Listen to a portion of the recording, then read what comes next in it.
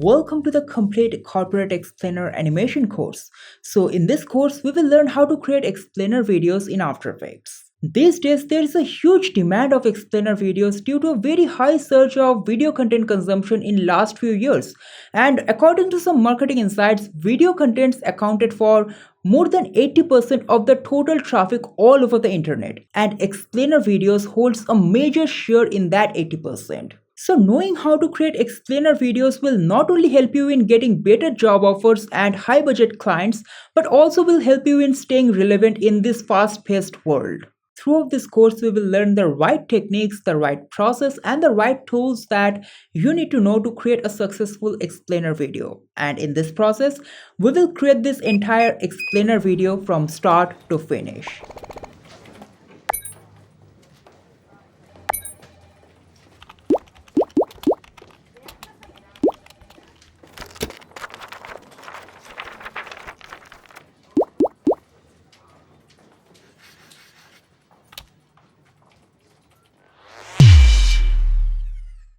This course is divided into total 17 lessons. So we will start with how to come up with an unique idea for your explainer videos in total 5 stages. Then we will move on with how to design animation friendly characters so that you can later on rig and animate it in After Effects. We even have a dedicated lesson for how to prepare your illustrations for animation in After Effects and how to properly organize your After Effects project to speed up your animation workflow. And then we will move on with the animation process. So first we will animate this plant waving animation, and then we will animate this sliding door opening animation in frame 1. Then we will move on with animating frame 2. So here we will learn how to rig and animate characters using a free plugin called Duik. If you don't know what Duik is and how to install it in After Effects, don't worry, we have a dedicated lesson for how to use Duik in great details in this particular course as well. So stay tuned for that. After the frame 2 animation is done, we will move on with frame 3. So here we have a detailed lesson on UI animation, and also we will cover hand rigging and hand animation in great details. We also have a dedicated lesson for animating transitions where we will learn 3 transition techniques for explainer videos: zoom in zoom out transition, match cut transition, and slide transitions. Then we will move on to animating frame 4, where we will first animate the paper flying animation, then this infographic line effects, and then we will conclude this course by animating this hand signature animation. So you can get all the files, assets, and illustrations that we will be using throughout this course from our website that is linked in the description and also in the pinned comment section. And if you find this course helpful, then do let me know by hitting the like button and commenting down below, because that will help this video reach out to newer audience, and that is also one way you can support this channel. And you can even check out the detailed timestamp of this course from the description. So that being said, without any further delay, let's dive right into the course and let's get started with lesson 1, conceptualization, where we will learn 5-stage process of how to get an unique idea for your explainer videos. So let's get started with stage 1. In this stage, you have to come up with the topic on which you want to create the animation. So when you are planning to start working on a personal project, it's very natural that you don't have a clear idea and you just jump from topic to topic. But this thing doesn't happen generally when you are working on a commercial project, because you are already provided with some specific requirement. So it is very important for you when you are planning to work on a personal project, first finalize a topic and then proceed further. In my case, I had a very clear idea. I wanted to create something around the corporate lifestyle, maybe something like a successful completion of a project with the final delivery. Now let's move on to stage 2, visualization. Once you have an idea to work on, just close your eyes and try to think of some animated sequence around that topic, and you will immediately notice some images and some screenplays forming inside your head. And it's completely fine if you cannot think of an entire screenplay on the first go. And either way, this scenes or the animated sequence may not be in the final animation. So it's just that if you just try to visualize the elements, or if you try to visualize something around that topic, you can further break down the topic into elements, and you can also think of how can the overall scene setup be in the final animation. Now once you have some idea about the project, move on to stage 3, where we will create a word tree. In this stage, you have to note down the words that come to your mind around the topic, and then you have to break down the words into individual elements as much as you can. So these words will help you in coming up with more visual ideas. Now let's move on to stage 4, research. In this stage, pick those words from the word tree and search for videos, images, illustrations, and animation clips to get inspiration from other artist works that are already available online. So for inspiration, I generally head on to Pinterest, Behance, and Dribble. And then I create a research document or a mood board. So for that I use Google Docs, which is absolutely free. So I take a screenshot and save it inside a document with the links so that I can easily redirect to the artist profile if I need to later on. And I make this research document as detailed as possible so that I don't have to get back to the research stage again and look for new ideas. So after going through all the design and animation references, your mind will now flood with ideas. So now you have to move on to the stage 5, rough sketch. In this stage, you have to do some rough sketch to put all the ideas that you have inside your head into a visual format. So it doesn't have to be well drawn. It can be stick figures with some shapes. But in this stage, you have to plan out the entire animation, including the transitions, like how the transitions are going to happen from each and every frame, and you have to plan each and everything in details in this stage. Okay, now that you know what exactly you are going to animate, the next step is the designing process, and that is what we will cover in the next lesson. So in lesson 2 we will learn how to design animation friendly characters so that you can later on rig and animate it in After Effects.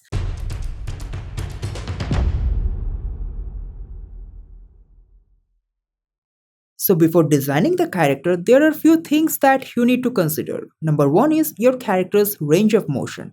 What actions you want to animate with your character? Do you want to animate the whole body or just the top half of the character? Number two, the limb joint.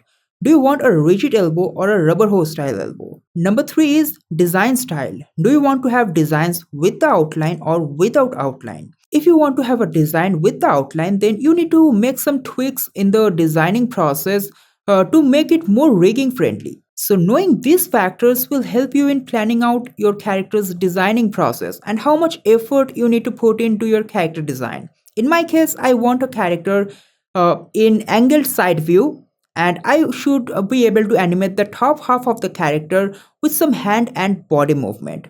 So now that I have that details, let's jump into Adobe Illustrator. My first goal is to get the character's proportion correct. In this stage, I'm not going to think about the color combination. I'm just going to use the basic shapes with white fill and black strokes. Let's start with designing the head with the rectangle shape. So let's round up this corner and also this one as well. Now let's create another rectangle for the hair.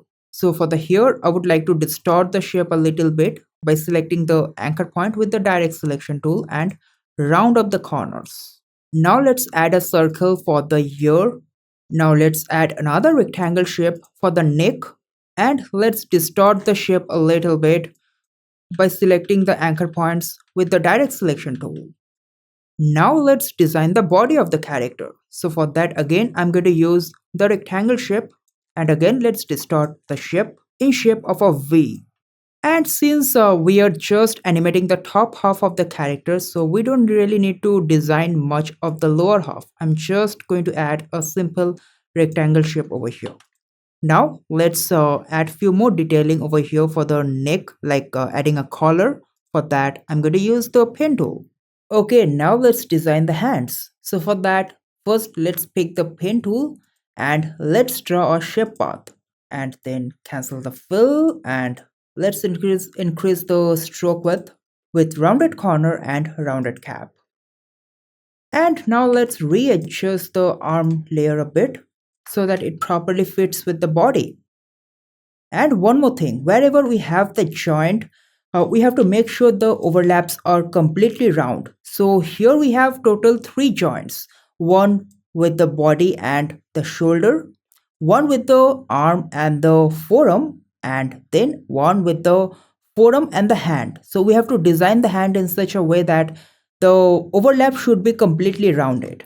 Okay, now let's do one more thing. Let's move this arm shape to another layer. So Ctrl X to cut, and let's paste it on a separate layer. Now we will duplicate this layer one more time, one for the arm and one for forearm. So for the forearm, I'm just going to delete the arm portion, and for the arm, I'm going to just delete the forearm portion. Now we have a separate layer for arm and forearm. And one more thing, I want to vary the thickness from arm to forearm and to the hand. So I don't want the stroke width to be uniform throughout. So for that, let's select the arm layer and then select the width tool, and let's increase the thickness from here. Now select the forearm and let's decrease the thickness from the wrist. Okay, now we have to convert these strokes into a shape layer like this so that we have outline shape paths. So for that, let's select this to shape layer, go to object, then path, and then outline stroke. And now let's pick color from the other shapes. Also, let's add a sleeve shape over here. So for that, we can use just a rectangle shape, and then just use the shape builder tool to remove the extra portion of the shape. And let's group the arm and the sleeves together. And now let's design the other hand. So we don't have to redesign the other hand. We can simply duplicate this one more time and just change the position. So first we can flip it, and then we can change the position of the arm and the forearm to give a different pose for the hand. And let's place it behind the body layer. Okay, now that we have got the basic proportion and the basic structure of the character, now let's move on to the color selection process. So this is the color palette we will be using for our illustration, and if you are struggling to get the perfect color palette for your illustration, then I would highly recommend you to go through Adobe Color and Pinterest.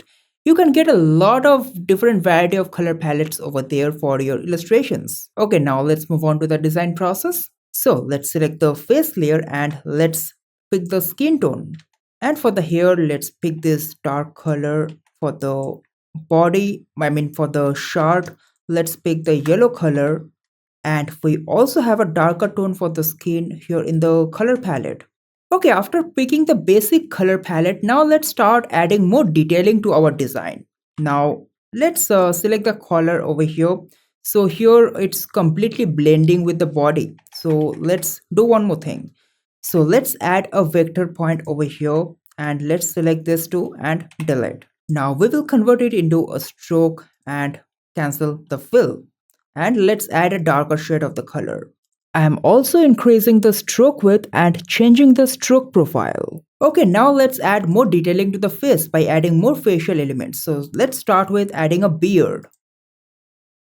And now let's add a shadow layer for the face. So let's get inside the isolation mode of the face, and let's pick the pen tool again and let's draw a shadow shape. So here we are also going to design the nose here for the shadow. So now let's pick a darker shade of this color, and let's use the shape builder tool and cancel the extra shape. Also, we need the shadow to be on here in the beard layer. So for that, what we can do is simply copy it one more time and duplicate, go to the isolation mode and paste it over here. Pick the beard color and let's add a darker shade. That's it. And we are just going to delete the extra portion of the shape with the shape builder tool. And now we can add eyes, mouth, and also add some specs.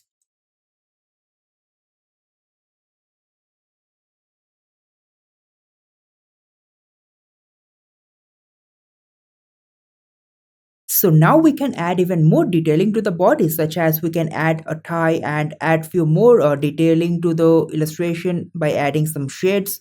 So right now I'm just speeding up the whole designing process, because watching me design each and every element would be just too boring to watch.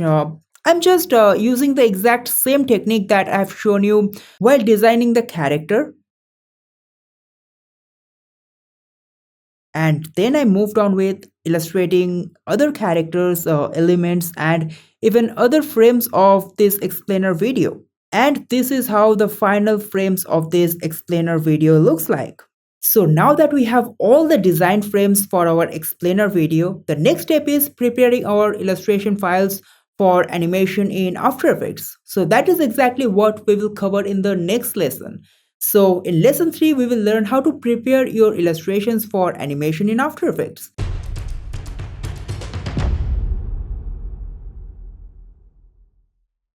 So, if you have downloaded the open file from our website, this is the folder structure you will see. Inside the main folder, you have one AEP file, inside which we have the After Effects open file, and then we have the illustration folder, inside which we have all the illustration files, and inside the layer separated, we have all the illustration files with layers separated. But right now, we will use these files. So, let's start with opening frame number 2. So now we will separate the layers of this illustration in such a way that we can directly import this illustration file in After Effects and start with the rigging and the animation process right away. So this is the layer inside which we have all the elements of this illustration. Select this layer, then click on this three dash button, then click on Release to Layers sequence. Now select all this layer inside this layer, drag it outside. So these are the layers of the background. Let's turn off the visibility. Yep. So we can simply click and drag it and drop it here in this empty layer, and let's name it background.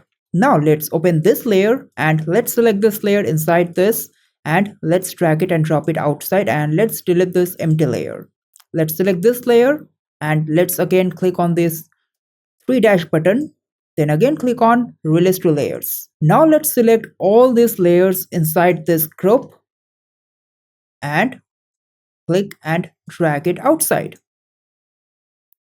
Now we can delete this empty layer. So this is the chair layer. Let's name it front chair. So naming of the layers are very important because if you import it in After Effects with this naming convention, you will get confused which layer is which one. So that's why naming the layers inside Illustrator is very important.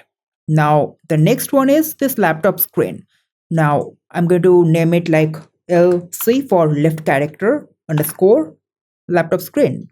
Next, we have this hand layer. So let's double click on it to get inside the isolation mode, and let's ungroup all the layers that are grouped together. And then let's select the hand, then Ctrl X to cut and paste it in a separate layer. So next is arm and the forearm.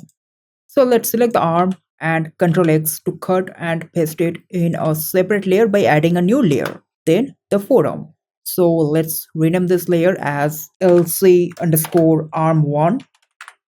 LC for the left character. So I'm denoting this character as left character. This will be the right character. And like this, I'm going to give a certain code for each character so that I don't get confused when I'm importing so many layers together in After Effects. Sorry, this one was hand. Then the arm and then forearm. Then turn off the visibility of these layers. Now for the face of the character, I don't want to animate the eyes or the mouth or even the shadows. So I don't need the each and every element of the face to be in a separate layer in After Effects. So I would keep everything in a same layer. So I can select all of this together and select it. Just keeping the back hairs separated. Ctrl X cut and paste it in a separate layer. So let's delete this extra layer. Now let's select rest of the body layer. Let's deselect the extra selected layers, even the hair layers on the back, and let's name these layers. And keeping these two shapes of the hair in a separate layer because the design is done in a such a way that if I keep it on top of the body, it would look weird. But at the same time, I want it back of the body. But I also want it to move with the head. So I can easily parent this with the head layer in After Effects. so that everything is attached together. So for that, let's name this layer once again. Okay, now let's separate this second hand. So let's ungroup forum with the hand. And now let's select the forum, cut it and paste it in a new layer. Let's name it. And then we have this laptop keyboard. So let's name this layer again. And let's delete these extra layers. So like this, I will continue separating rest of the elements of this illustration, and at the same time I will keep naming each of the layers with an unique name. And now with this, all the elements of this illustration is separated in an individual layer. One more thing, I want to separate this UI layer in a separate layer. I mean, I want to import it as a separate illustration file because we already have a lot of layers in this illustration file. So if I separate each and every element of this UI in this illustration file, the number of layers are going to be too much to handle and to organize in After Effects. So for that, I will just simply copy it and open a new Illustrator file. For that, the shortcut key is Ctrl+N. Click on Create and paste it over here. Now we can ungroup it.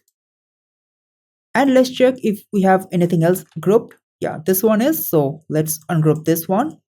I think everything else should be properly released from outside the group. Now we can select this layer again. Click on this triple dash button. Click on Release to Layers sequence. Now all the layers are separated. And just delete this extra blank layer.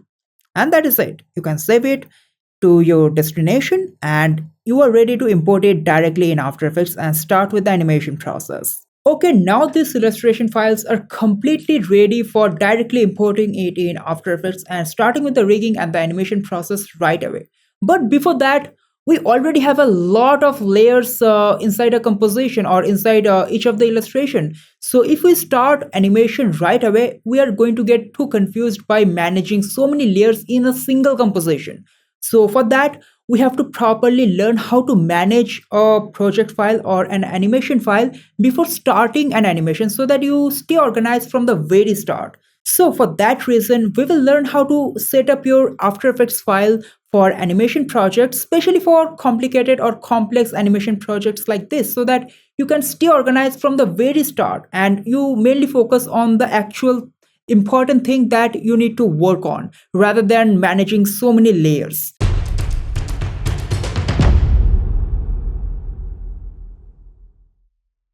Okay, we are in After Effects and let's start with creating a new composition. So let's name the composition and let's keep the resolution as 1920 by 1080 and the frame rate as 30 fps. Okay, so if you have downloaded the open file of this course from our website, then this is the folder structure you should see. Inside Corporate Explainer, you will get these two folders, one for AEP, which contains the After Effects open file, and then another one for illustration. Inside this, we have all the illustration frames, and inside layers separated, we have all the illustration frames with layers separated. So right now we will be using this one. So let's start importing this into After Effects. So we can simply click and drag and drop it here in the project panel and keep the settings as composition and this one as layer size. Press OK. Let's import the other frames like this. So we have imported all the illustration frames of this project. So this is the main composition which we are actually going to render. So let's name it like main underscore. Now let's first organize these compositions properly. For that, let's create a folder named comp. Inside this, I'm going to create another folder 001 main, another one 002 frames, and another one 003 assets. So I will move this main composition inside main folder and all the other frames inside the frames folder. And inside assets, we will just transfer some of the secondary compositions or pre-comps that we will be creating in this project. And let's create another folder named AI. And inside this, we will just transfer all the illustration folders inside this one. That is it. Okay, now let's bring the frame 1 inside the main composition and let's open the composition. Okay, first we will pre-comp all the layers of this plant. So let's select all the layers first. Yep, all the layers are selected and let's pre-comp it. And let's get inside the composition. You will see that the composition size is a lot bigger and there is a lot of empty space. So we have to resize it. For that we can use this button, region of interest, and just make a border, keep some extra space around it, and then go to composition, crop comp to region of interest. As we have resized this composition, the position will also change due to the change in the position of the anchor point. Now we have to resize this one more time and let's place this plant over here. Let's duplicate it one more time and place one plant over here, and let's delete this illustration layer. So let's select both these two composition layers and give it a different color. So right now, like this, I'm going to pre-comp individual objects which are independent to the scenes in a pre-comp, and also I'm going to shy out the unnecessary layers that we might not need to animate, so that we have to deal with as minimum layers as possible in the given composition. Okay, now let's select the floor, let's lock it and shy it out. Now here is the title. I think we have to animate this layer, so let's keep it as it is. Next is this lights indicator. I think we have to animate it, so let's keep it as it is. Next is the door layer. So we don't have to do anything with the door layer, so we can shy it out and simply lock it. Next is the right side door and the left side door layers. So let's change the color of these two layers so that we can properly indicate these two layers differently. Then right plate and left plate, let's change it to a different color and just turn on shy. Also lock the background layer and turn on shy. So this is how the layer panel looks before and after. So of course you have to deal with lower number of layers right now, and also due to the color leveling you can easily recognize which layer is for which one. So this will make your overall workflow more efficient. And if you have more number of layers, for example this one, for this one, layer organization is a must, or else you will get confused for doing just a simple task. So first, let's start with pre-comping this layer. So let's select all the layers of this character and pre-comp it together. And then let's get inside the composition. So let's turn on the continuous rasterize for this layer, and you can see the overall composition size is a lot bigger. Again, we are going to use region of interest to resize the composition. And let's reposition it to its previous location. Also, let's change the color of this layer. I generally avoid red color because whenever I add a new null object, it is generally a red colored layer. So I generally avoid red color and select any other color for a layer. Okay, next we can select all the background layers and just pre-comp it together. And now we can change the color to a different color and just lock the layer. So now we can pre-comp the body parts of the character together and change the layer color. And also I'm going to resize the resolution of the pre-comps using region of interest to remove the extra space. Now let's pre-comp the hand. Okay, so let's rename these layers.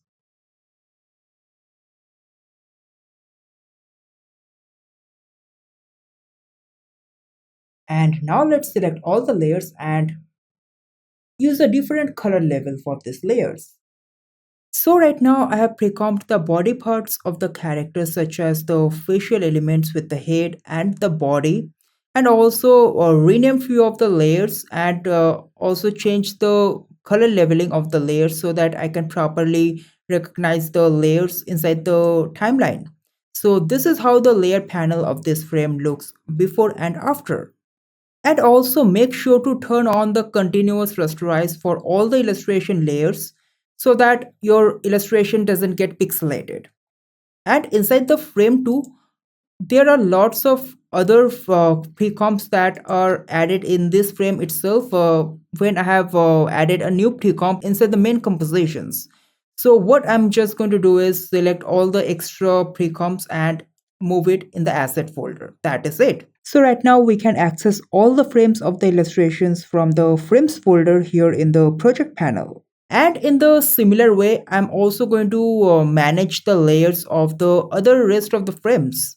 So like this, you can organize your project file in After Effects so that you can stay organized, and it is going to help you work more efficiently in After Effects. And I'm also going to provide this updated project file for After Effects where you can do the rest of the animation in that open file folder.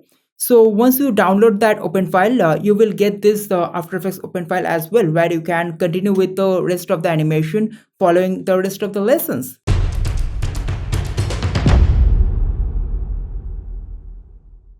In this lesson, I'm going to share with you how to download, install and set up Duik Angela in After Effects.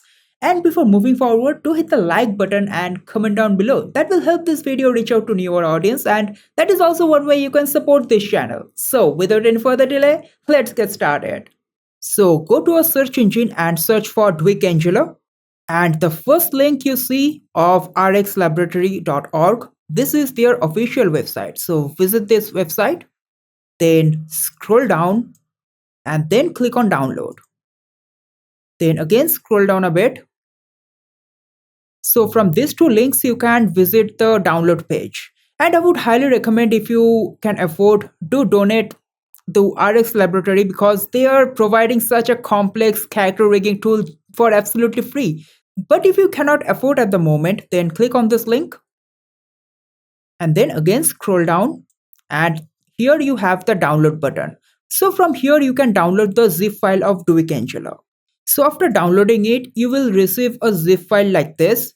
After extracting it inside the folder, you will get this folder structures. So we are not going to do anything over here. Just visit After Effects right now. So in After Effects, go to File, then Scripts, then install Scripts UI panel. Then from here, browse the downloaded file.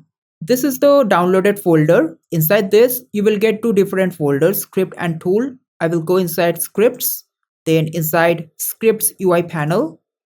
I will be selecting all the scripts over here by pressing Ctrl+A and then click on Select. So now all the scripts are successfully installed. All you have to do is restart After Effects. Now after restarting After Effects, go to Windows and here you will get all the scripts of Duik Angela. So from here you have to check duikangela.jsx. And if you get this option, an option like this, just go to Open Preferences. Then check Allow Scripts to Write Files and Access Network and press OK. So now your Duik Angela is properly installed in your system, in your After Effects. So from here right now you can start with the rigging process right away. And one more thing, here in settings, either keep this to rookie or standard. Don't keep it expert. So I'm just keeping it rookie for now. So that was all for this video. In the next lesson, we will learn how to animate plants waving animation like this using Duik Angela.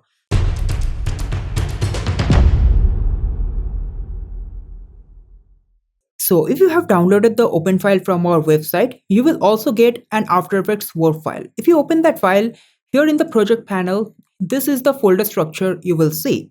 Now, inside the frames folder, we will open frame number 1. Inside this, plant. Now let's start with the plant animation. So first, let's pre-comp all the leaves of the plant together and use this matte layer as an alpha matte. Let's get inside the composition. Let's start with any of the leaf. So let's pre-comp it first. Let's get inside the composition. Let's go to composition settings and give some breathing space for this illustration. Now let's select this, select puppet pane, and now we will add one puppet pane over here, one here, one here, here, here, and here. Now let's select the puppet property, go to Duik Angular, links and constraints, then click on add pins. This will create separate pin layers for each of the puppet pins that you have added for this on this illustration. Now let's rename these layers so that we don't get confused later on. Now let's parent 6 with 5, 5 with 4, 4 with 3, 3 with 2, and 2 with 1 in this direction. Now let's open the rotation property of the pin layer 2 by pressing R. Add a keyframe by clicking on the stopwatch, then jump on to next 20 frames. Let's rotate it a little bit in the opposite direction. We can add some rotation of around 6 degree. And on the previous keyframe, let's give around -2. From here, let's jump on to next 20 frame and copy and paste the initial keyframe. Easy as it. Now we might have to slow down this animation, so we are going to adjust the timing later on. First, we will add a script for loop animation. So press and hold the Alt key and click on the stopwatch. So type in loop in plus loop out minus the value. And first, start with just slowing down the entire animation by a few frames. So you have to just select all the keyframes and press and hold the Alt key and click outward. That's it. Now let's check the animation. I think we can slow it down a little bit even more. This one looks good to me. So let's copy these keyframes. Then select next 3 pin layers, and I'm not going to select the last pin layer, and just paste the rotation property keyframe by pressing Ctrl plus V. Press U to open the properties with keyframe and just offset the keyframes by a few frames to add some follow through.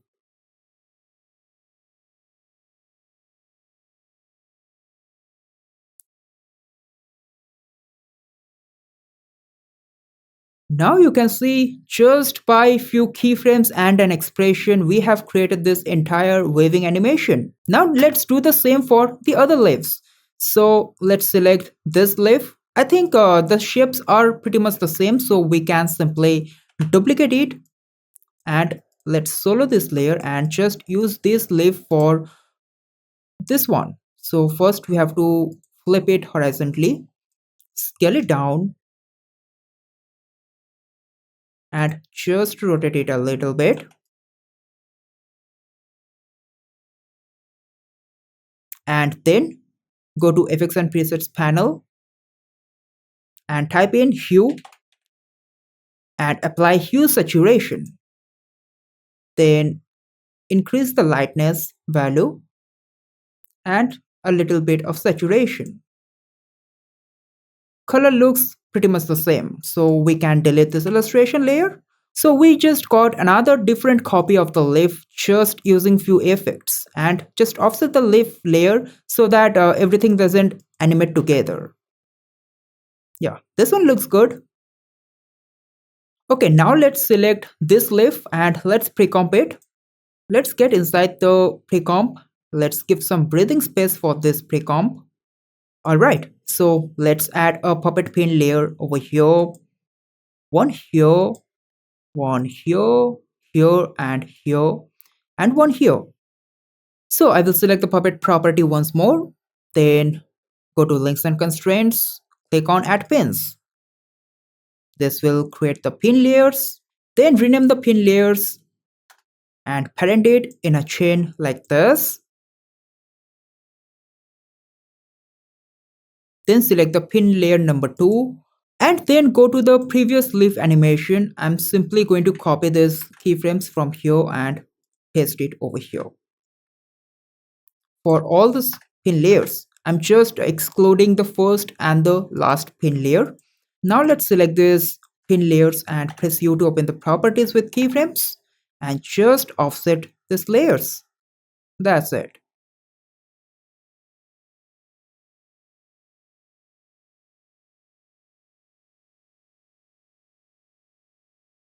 And here we have a similar waving animation just in seconds. So now let's get back to the leaf composition. And I would like to just offset this layer a little bit so that everything doesn't move together. And after that, I would duplicate this one more time since the rest of the leaves are pretty much the same. So we can again reuse this for the other leaves by rescaling it, and then for the colors we can use the hue saturation to adjust the color.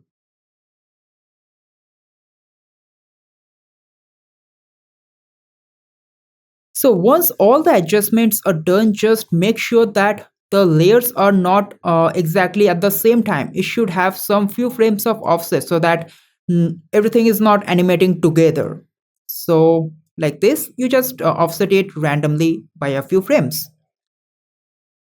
And you may see the layers are cropped after this. So don't worry about this one because this animation is going to be max to max 30 seconds, not more than that. So at least for 2 minutes 30 seconds, all the layers are going to stay on the screen. So like this entire plant animation is done. Now we can get back to frame 1 again. So we are just going to offset this plant layer by a few frames. Again, the same concept. Uh, both the plants should not be animating exactly the same way for that reason only. And now both the plants are animating.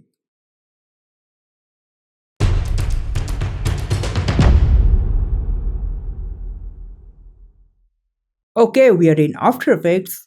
So let's get inside the project panel and let's open frame number 1.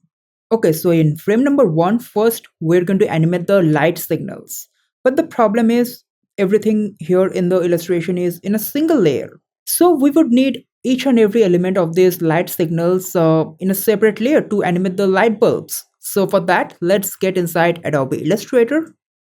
So let's select only this particular graphics, copy it, open a new Illustrator file and paste it over here. Let's go to layers and let's separate it. And now let's name these layers. And save this file to your desired location. Okay, now let's get back to After Effects. And now let's import the light signals with the layer separated, which we have created just now. Let's drag and drop it here in the timeline on top of the title layer. And let's get inside the composition. So first, let's select this violet and the red light and convert it into shape layer by going to create and create shape from vector layer. Let's delete this illustration layers. Also turn on the continuous rasterize. Now let's use region of interest to remove the extra space from this composition. Go to composition, crop comp to region of interest. Get back to frame number 1 and let's reposition it. Okay, now let's delete this illustration layer. Again, there was a shadow below this layer, so for that we can apply drop shadow. Let's decrease the opacity to 25% and let's duplicate it one more time. So inside the project panel, let's click and drag this composition into asset folder and this layers, the illustration layers into EI folder to stay organized in this project. Now let's get inside the light signals and let's start with animating the color of these light bulbs. So let's start with the violet colored bulb. Open the color property inside crop, inside strokes. So we will animate the color property. So we are not going to animate it from the very start. Let's keep like around 4 seconds at the start still. And now let's start the animation from this frame. Add a keyframe. Let's jump on to next 4 frames. Let's change the color to yellow. Let's keep 2 frames of pause. Now let's jump on to next 4 frames again and copy and paste this keyframe. And let's change it back to the violet color. Let's erase the keyframe. Let's jump on to next 2 frame. So we are adding 2 frame pause. So we can copy and paste this one more time to repeat this animation. And with this, we got 2 blinks. From here, we can move to the next two frames and copy and paste it one more time. With this, we got total 4 blinks. And after that, we will jump on to next 4 frames and let's change this to green. And this is how it looks like. Okay, now let's animate the red color. So we will only animate the red colored bulb when this bulb is turning from yellow or from violet to green. So let's open the color property, add a keyframe, press U to only open the properties with keyframe, and let's move the playhead at the end. From here, we are going to turn this from red to blue. Easy is the keyframe. Let's check it. Okay, now let's animate the sliding door. So in frame 1, these are the door layers. So we will start with adding a null object. Let's name it art door. Let's duplicate it one more time and let's rename it L door. So art door for left side of the door and L door for the right side of the door. Let's move it and place it on top of the door layers. Let's place the R door on top of the the right side of the door, and the L door on the left side of the door. Let's parent this with the null objects. And one more thing, we have a matte layer over here. So we can simply select all these door layers illustration and use the matte layer as an alpha matte. Now we will animate the door when the color of this light bulb, the violet color is changing from violet to green and the red color is changing from red to blue. So after this, the door is going to start animating. So let's select the null objects, open the position property, add a keyframe. Let's jump on to like around 40 frames. And now let's move the right door on the right side like this, and the left door on the left side. Easy is the keyframes. Let's move on to the motion graph editor. Let's ease it at the end. Let's slightly decrease the ease at the start.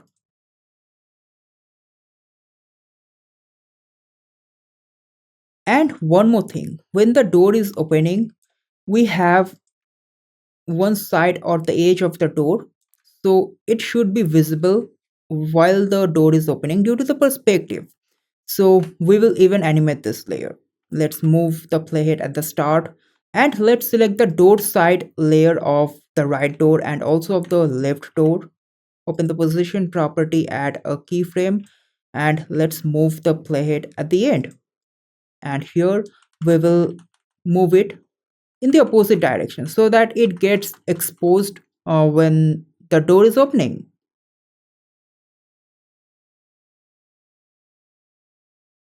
And after that, we should match the motion graph with the door opening animation. So for that, we can select the set of keyframes.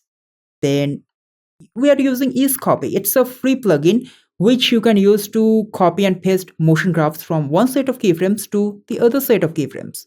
And it's absolutely free. You can download it from ascript.com and I will provide the link of that in the description.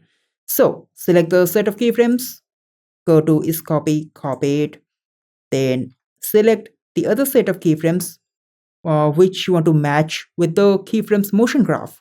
So these are linear keyframes and we will click on Ease in the paste section. Now in the motion graph, we have exactly matched the motion graph, and if we check off the animation, this is how it looks.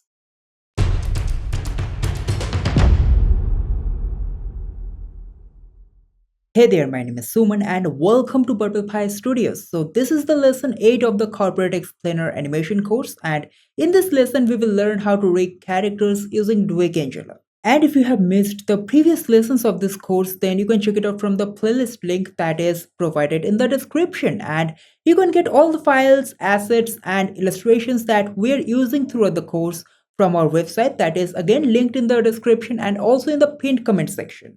So after downloading the open file of this course from our website, you will get an After Effects practice file inside the AP folder.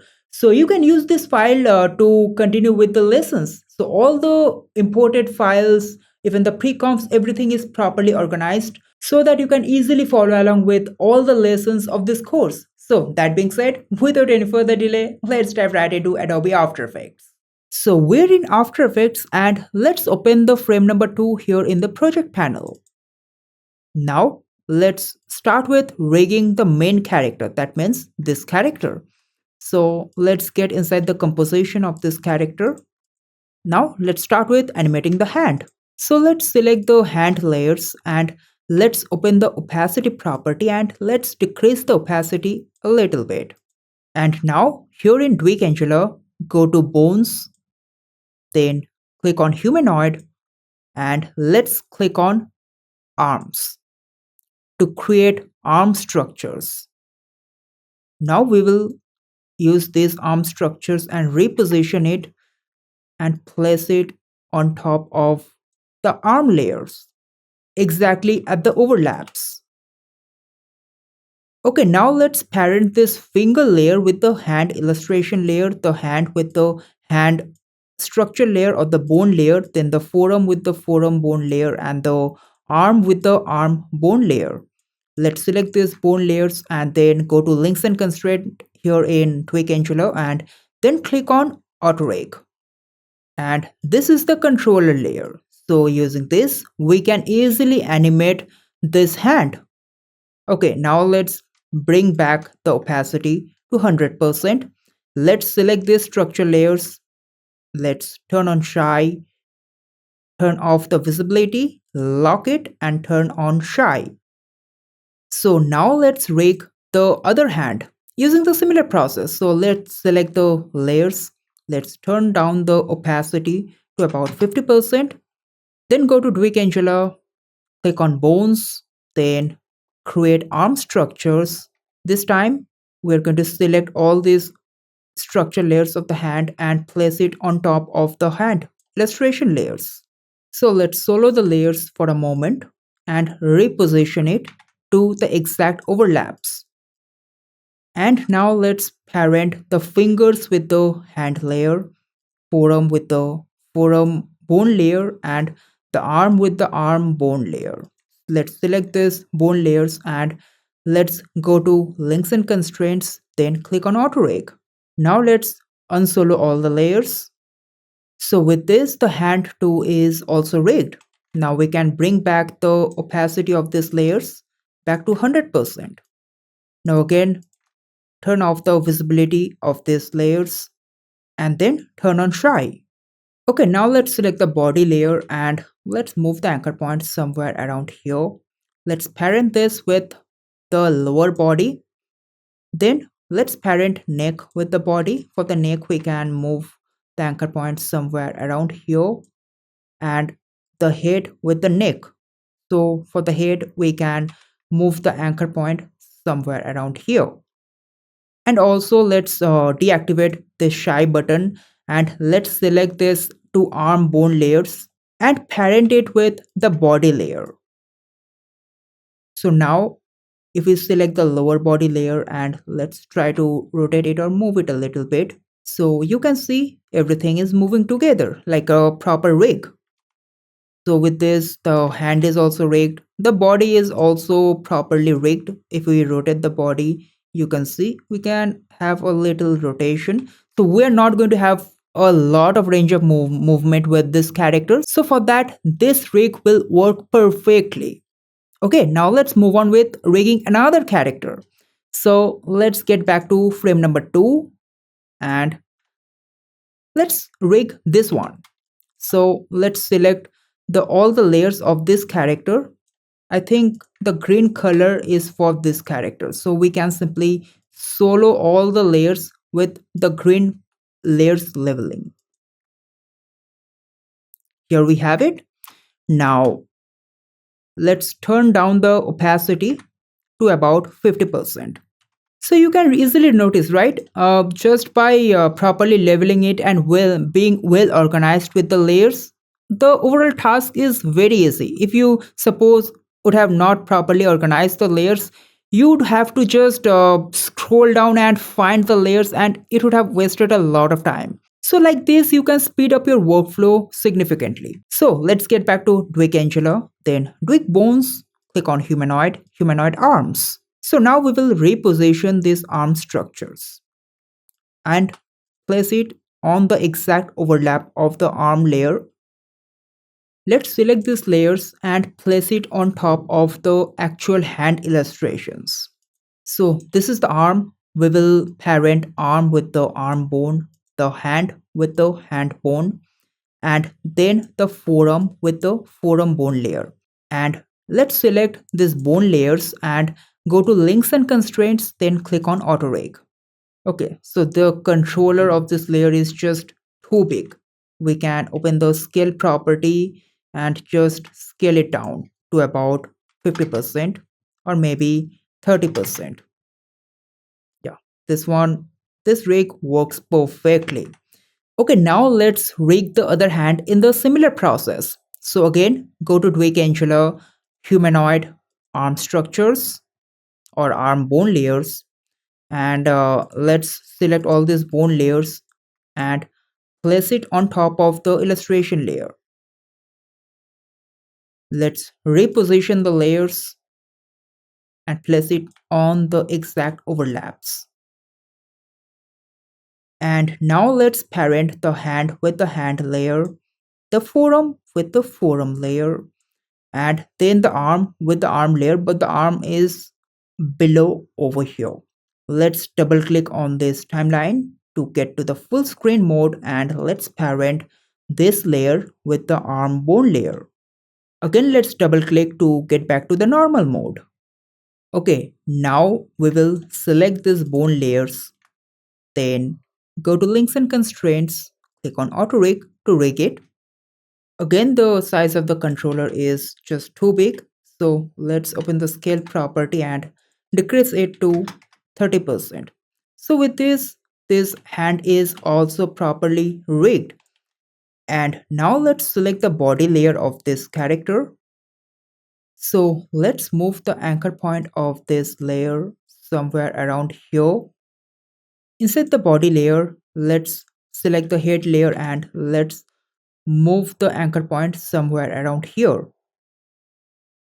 And now let's double click here to get to the full screen of the timeline, and let's select the arm structures of both the hands and let's parent it with the body layer.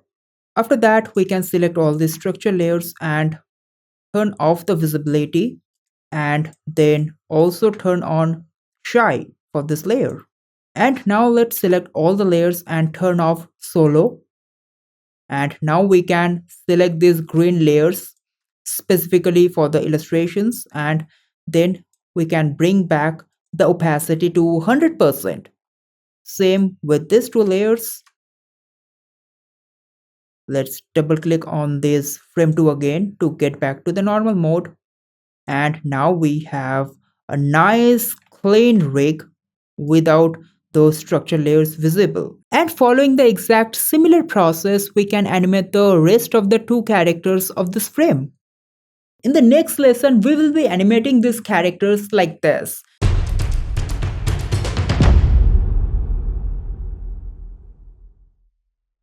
Okay, we are in After Effects. So inside frame number 1, we are going to use the matte layer of the door and use that matte layer as an alpha inverted matte. So first we are going to select this background layer and we will use this matte layer for the door. So select this background layer and just pick with the track matte with this matte layer, and then we will invert the matte so that we can get a hole here inside the door. Now in the main composition we can bring the frame number 2. So let's scale it down a little bit to properly set it up here in the composition window. Alright, so now that the scene setup is done, let's get started with the character animation process. So let's get inside frame number 2, and first we will animate this main character. So let's get inside the composition of this character. Okay, now first we will add some markers where the door is opening. So here is where the door starts opening and here the animation ends. So let's move the playhead at the start, and here in the main composition we can add one marker at the start and one marker at the end. So using this timing we can animate the character or start the character animation using this timing. So we can typically start the character animation from somewhere around here. So let's get inside frame number 2 and then inside the main character. Okay, and also turn on shy so that all the unnecessary layers are hidden. Okay, now let's select both these two controllers of the hand. Open the position property, add keyframes, open the rotation property, add keyframes. Now also let's select the body layer and open the rotation property, add keyframes, and then the head layer, open the rotation property, add keyframes. Now we can jump on to next 18 frames and add keyframes. Let's zoom into the timeline. Okay, also add keyframes on the position property in the second frame. So on the first frame, we will move the hands down like this and also add a little rotation on the body layer about 4 degree and even on the head layer. And one more thing, let's select this hand to controller layer and parent it with the body layer. So on the second frame, it's coming back to the neutral pose. So from here, let's jump on to next 12 frames and add keyframes. And here we can add a little bit of overshoot. So we can rotate the head in the opposite direction about -3 degree, even the body by about -2 degree, and even move the hand in the opposite direction like this, and even rotate it in the opposite direction. And for the hand number 2, we can actually add an anticipation rather than directly moving and just bending the hand and getting to the original pose. We can add a little anticipation like this. Let's ease the keyframes. And also let's add another overshoot after this. So from here we can jump on to next about 9 frames and add keyframes on the body, head, and the controller, hand controller number 1. So we can slightly move the hand controller a little bit down in the opposite direction basically, and we can add a little rotation on the positive direction, so about 1.5. Same for the body, let's rotate it by 1 degree and the head by about 1.5. Okay, so this is how it turns out till now. So after this we can keep like a few frames of pause. So let's jump on to next 4 frames and add the same keyframes, and after that we can add a little bit more movement so that overall animation looks a bit dynamic. So we can jump on to next 8 frames from here, and let's add an anticipation. First we will rotate the body in the opposite direction, so by about -1.5, and head by -2, and hand in the opposite direction, and also rotate in the negative direction by like -1.5 or -3. And from here let's jump on to next 14 frames, and from here let's rotate the body by about 2.5 degree, head by 2 degree, and let's move the hand in this direction. So the character is pointing out something in this direction, and we can rotate the hand in the opposite direction and a little bit of overshoot. So for that we can again jump on to next 8 frames and add keyframes. So here we can basically decrease the rotation of the body, head, and the hand a little bit in the opposite direction. So here we can give the body 2 degree, and the head can be 1.5 degree, and the hand rotation can be like 3.5 degree, and we can move it in the opposite direction a little bit. So this is how overshoot is. So it is just going to go past the original pose and then get back to the neutral pose. So let's check out how it turns out till now. Okay, so after that we can add a little head nod as well. So from here we can uh, add the keyframe on the rotation property of the head. So like this we are just extending the animation and adding a little dynamic movement to the character. So from here we can jump on to next 5 frames, and let's give the rotation of 5 degree. Then let's jump on to next 5 frames again, and let's copy and paste the initial keyframe, and then we can select this 3 set of keyframes and copy and paste it again, and maybe again. So we have just added 3 nodes here. I think the nodes are very fast, so we can easily slow it down by selecting it and pressing and holding the alt key and dragging the keyframes outward like this. So let's check out the animation. Alright, so now we will add follow through. So for that we will just offset the keyframes, that's it. So first we have to check which is the main action of this character animation. Like that we decide how to offset the keyframes to add the follow through properly. So here the main action is done with the hand. First the character is pointing out the hand, and based on that, with the chain reaction there is some body movement and then some head movement.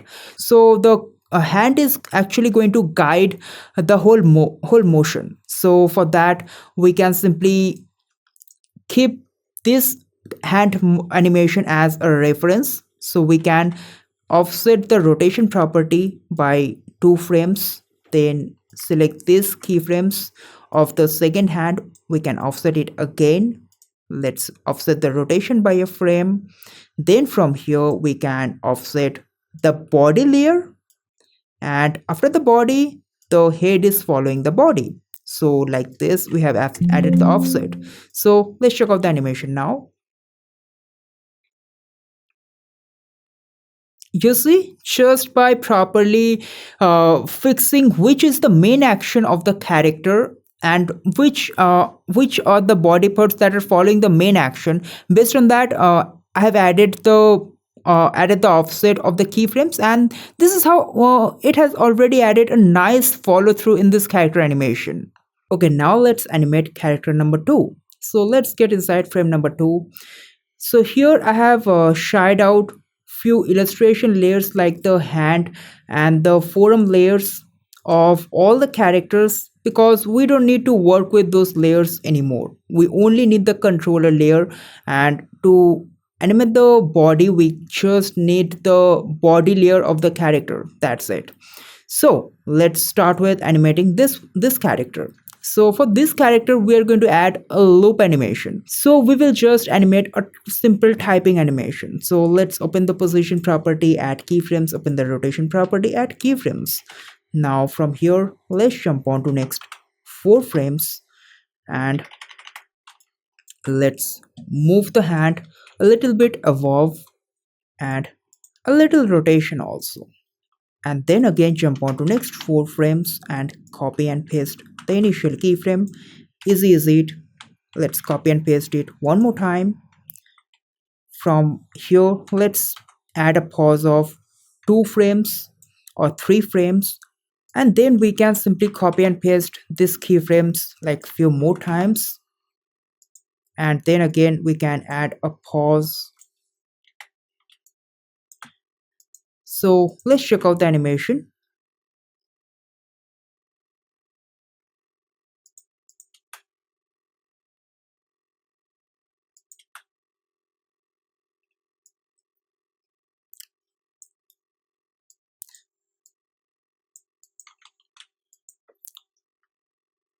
Okay, now let's add loop expression in these two properties with keyframes. So the expression is loop in plus loop out minus the value.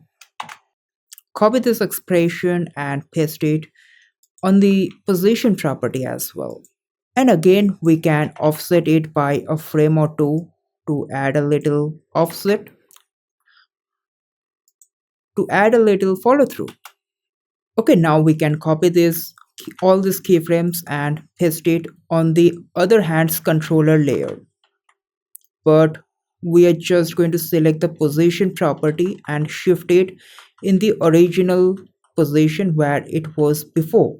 Alright, so and also I have just offsetted the keyframes so that everything is not animating together. Now let's check out the animation.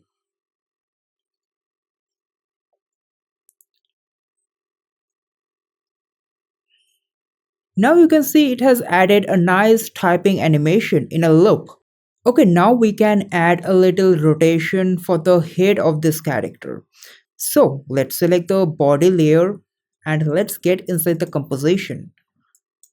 And let's select the head layer and open the rotation property at keyframes. Now let's jump on to next 8 frames and rotate it in the front direction by 4 or 5 degree. Easy is the keyframes. We can add a little pause and then again let's bring it back to about 1 degree maybe. So we are just adding some random rotation keyframes so that there is some variation in the animation. So, so to make an animation a complete proper loop, you need to make sure that the first keyframe and the last keyframe is exactly the same. So here I have just copied and pasted the initial keyframe like it's starting from 0 degree and also ending at 0 degree. So after this we can add a few frames of pause and then add the loop expression. So let's check out the animation.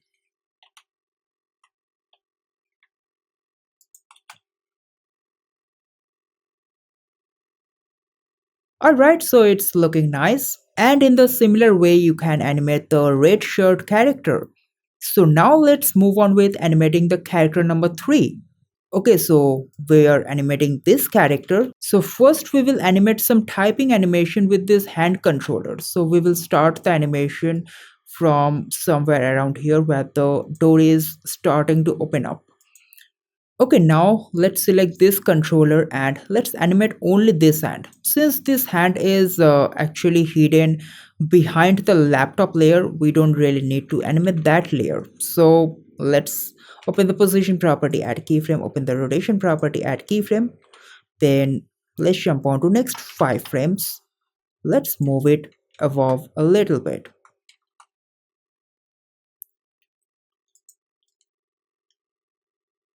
And also let's add some rotation in the opposite direction.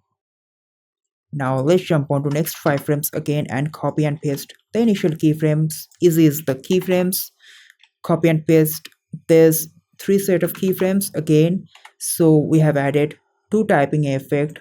After that we can add few frames of pause and then again we can copy and paste all these keyframes maybe one more time.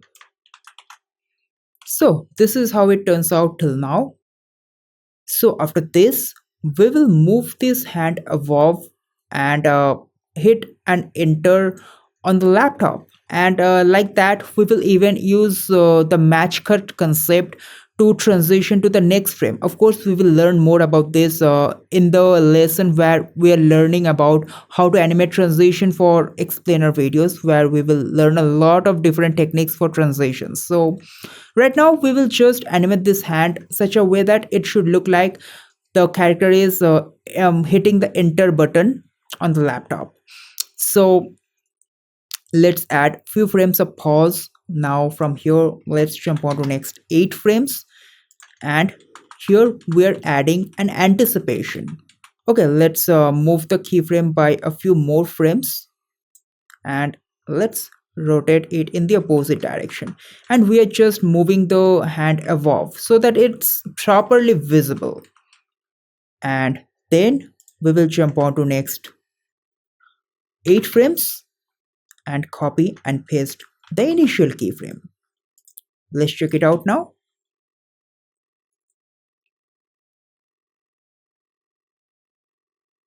Okay, now we have to add some head movement because this character is looking just too static. So before adding some head movement, we can even add some body movement as well. So let's open the rotation property and let's add some random body movement. So from here we can just rotate it by a 1 degree. Then easy is the keyframe. Then again we can add some keyframes here and rotate it in the opposite direction. And from here, then again, getting back to the neutral pose with the rotation of 0 degree. And here where the character is hitting the enter button, we are actually going to add some rotation on the body layer so that the action looks even more significant. So in the anticipation pose, let's rotate the body by 2 degree, then at the end by minus 0.5 degree, and then getting back to 0 degree. Okay, now we will select these keyframes and offset it by a few frames. And now we will copy this keyframe and paste it on the head layer of the character. But before that, we will move the playhead by a few frames so that we paste it by offsetting the keyframe. So let's get inside the composition window of the body layer and paste it on the rotation property of the head.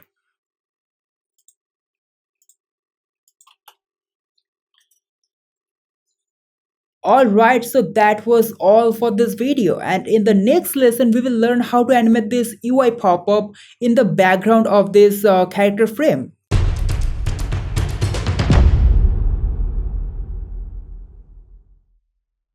Okay, so we're in After Effects, and inside the assets folder here in the project panel, the very first composition you will see is the frame to web. We will bring it and drop it here in the in this composition timeline on top of the background layer. And now let's rescale and reposition it properly to fit it inside the frame. Okay, let's get inside the composition of the web UI, and here we have the layers separated for this card. So first let's pre-comp it all together as card 1. Again, let's get inside the composition and we can use the region of interest to remove the extra space, and then crop comp to region of interest. Again, let's reposition it properly. And now let's select this card here in the right side and pre-comp it. Let's get inside the composition, use the region of interest to remove the extra space, then composition, crop comp to region of interest, and reposition it to its original location. Okay, now I think we need to apply some drop shadow for these layers because it is completely blending with the background. So go to effects and presets panel and type in drop shadow. With the direction 0, distance 0, softness of around 50, and opacity of 25. Let's decrease the softness to about 25. Yeah, this one is looking good. So let's copy it and paste it on this layer. I think we can even paste it on the header layer as well. And now let's duplicate this card UI layer 4 more times. Let's move on over here. Let's select all the card layers. So now we would need the align panel. In case you cannot find the align panel, just go to Windows and find it from here and check it. So we will select all the card layers, then go to distribute and select distribute vertically. I think we have to redistribute it one more time. So let's move this even down. Let's select all the layers, and yeah, this one is properly distributed, and now we can delete this card layer.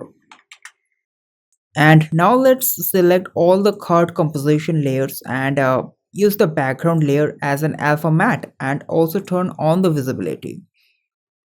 Same we can do with the header layer. Also, I would like to add a null object,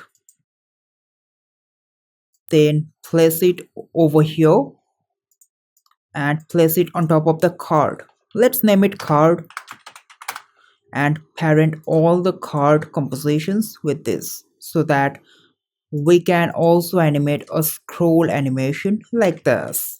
Okay, now let's get started with the animation. So let's get back to frame number 2 and let's start the animation from where the character is hitting the enter button, just few frames before the character is hitting the enter button. So I think somewhere around here. Alright, so let's select this web UI layer. So now open the position property and add a keyframe, open the scale property and add a keyframe, and open the opacity property and add a keyframe. Press U to open the properties with keyframes, and now let's jump on to next 30 frames and let's add keyframes. Let's move the playhead to the first frame and let's bring the UI down a little bit and scale down the UI and bring the opacity down to 0%. Easy is the keyframe, and go to the motion graph editor and we will just decrease the ease at the start and increase the ease at the end. And this is how it looks like.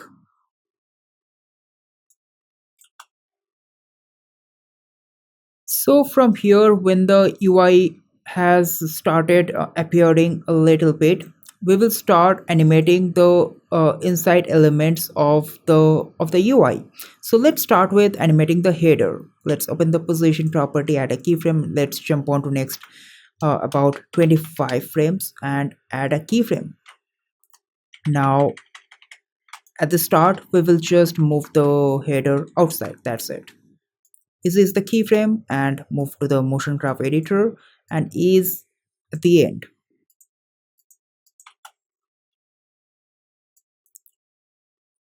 And I think we can speed it up a little bit.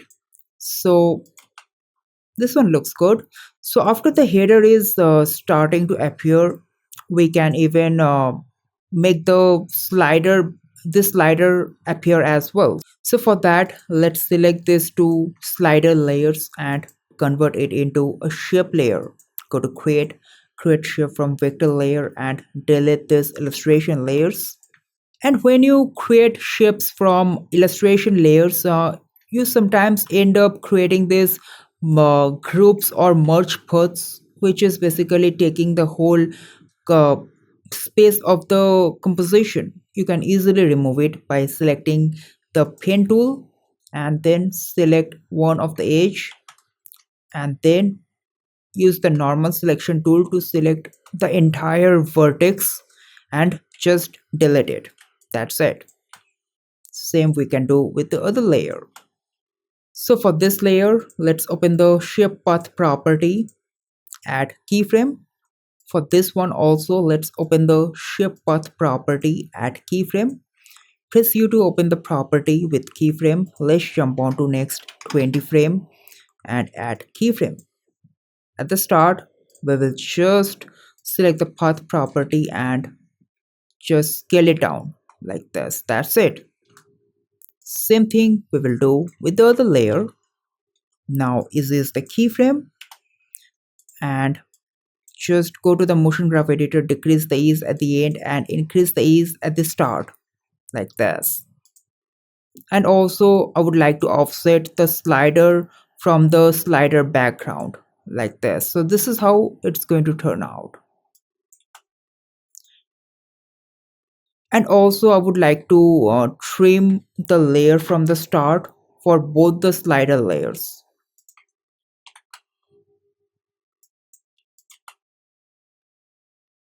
Okay, I think we can slow down this whole animation a little bit for the slider popping up. And I think we can start the animation by a few frames earlier.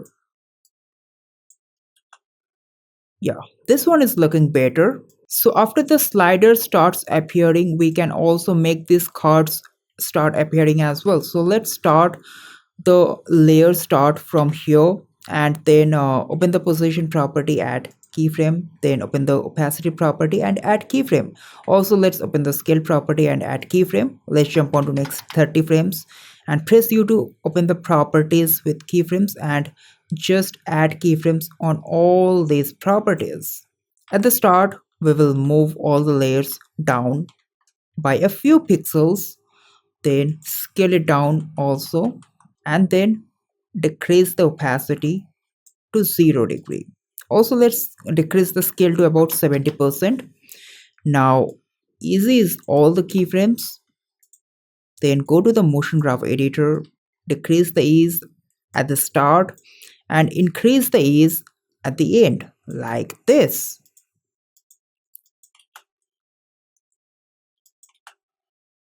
And now we can just offset the cards from one another so that one starts popping up after the other. So when the card starts popping up, we can even add some scrolling animation. Let's add a keyframe on the position property, and here we are just going to scroll it up like this.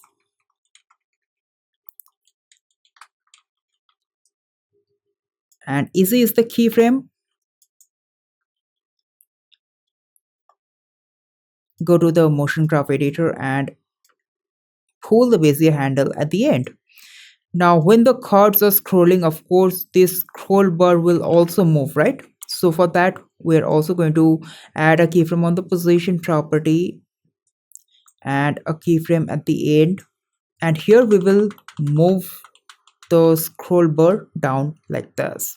And we can copy and paste the motion graph editor of this set of keyframes using is copy. So select this set of keyframes, then go to is copy, click on copy, then select this linear set of keyframes, click on is. Now the motion graph has properly copied and pasted. Okay, I think we can start the scroll by a few frames earlier and make it slower a little bit. And I think we can make the cards appear by a few frames earlier as well. So select all the card layers, just move it forward by a few frames. And also let's slow down the scrolling. Yeah, this one is looking better. And after that, we will also animate this UI card as well. So first let's start the layer from here. Open the position property, add a keyframe, open the scale property and add a keyframe, and open the opacity property and add keyframe. Now let's jump on to next 30 frames and add keyframes, and let's move it down, and also let's decrease the scale and also decrease the opacity. Easy is the keyframe. Go to the motion graph editor, pull the bezier handle at the end, and just remove the ease at the start. Alright, so for this one, I think we can even animate the internal element of this UI card so that the overall UI animation looks a bit more dynamic. So let's move the playhead somewhere around here. Let's get inside the composition, select these two layers, and select all these layers excluding the background layer and convert it into a shape layer. So delete all the illustration layers.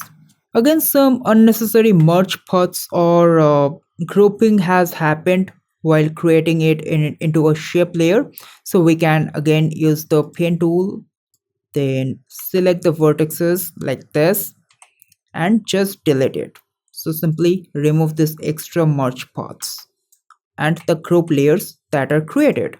Alright, for line 1, let's click on this add button and let's add a trim path, and under trim path we will animate the end property. So let's add a keyframe on the end, keep end 0, and let's jump on to next 35 frames and Add a keyframe. At the start, we will give the end 0%. This is the keyframe, then go to the motion graph editor and pull the busy handle at the end. Now we will copy this trim path property and paste it for the line number 2 by offsetting it by a few frames. That's it.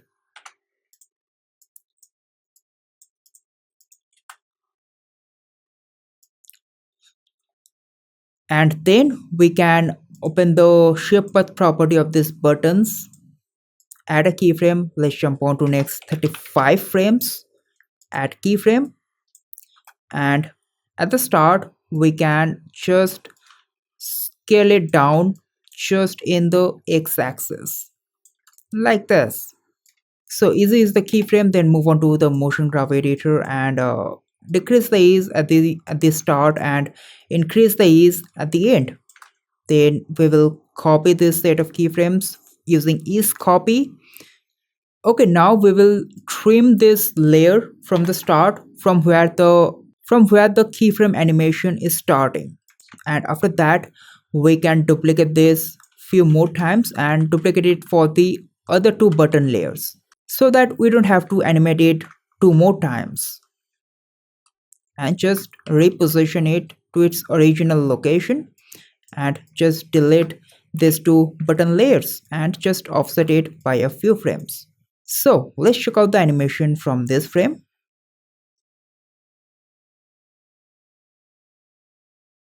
Alright, it looks good, but I think the whole UI should pop up and every animation of each and every element should complete. So I think we need to move the UI forward by a few frames. So somewhere around here, let's check it out now.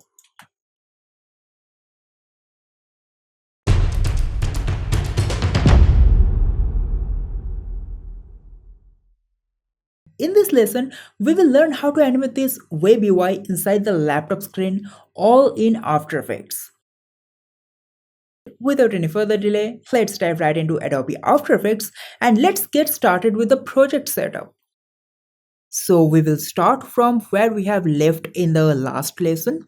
So we're continuing from the After Effects practice file that you will get inside the AP folder in the open file if you have downloaded the open file from our website. And we are continuing from where we have left in the lesson 10. Okay, now here in the project panel, inside the frames folder, we will open frame number 3.2. So this both the frames are the same, 3.1 and 3.2 both are going to be the same composition. It's just that I have kept a copy of it just in case I need to copy some elements of the UI or some other illustrations. I can easily get back to this frame and copy it and paste it in the main frame and pre-comp it and do whatever we want. So we are actually going to do everything in this frame. So this is just a copy of frame 3.2. Okay, so the very first thing we have to do over here is, you see the UI cards over here. Now these illustrations are only going to be visible after we click this button, but before that we will continue from the UI that is there in frame number 2. So let's open frame number 2 and let's get inside the web UI inside the frame number 2. So this is going to be the initial UI of before clicking this button. Let's get inside card number 1. Let's copy this UI. So this entire thing is pre-comped. So we're just going to copy it and get back to frame 3.2. Then let's get inside web UI. Then L card 1. So basically the left side card 1, and just paste it over here. Of course, we have to reposition the entire thing so that it properly fits in. Same, let's copy it one more time from here and let's get inside L card 2, paste it over here again and just reposition to its location. And then we will select this layer and use the matte layer. So here we have a matte layer for the card. So we are just going to use this matte layer as an alpha matte. Same for the left card as well. Okay, so for the left card, things are not properly pre-comped. Maybe I have missed it when I was doing the project setup. So let's do it right now.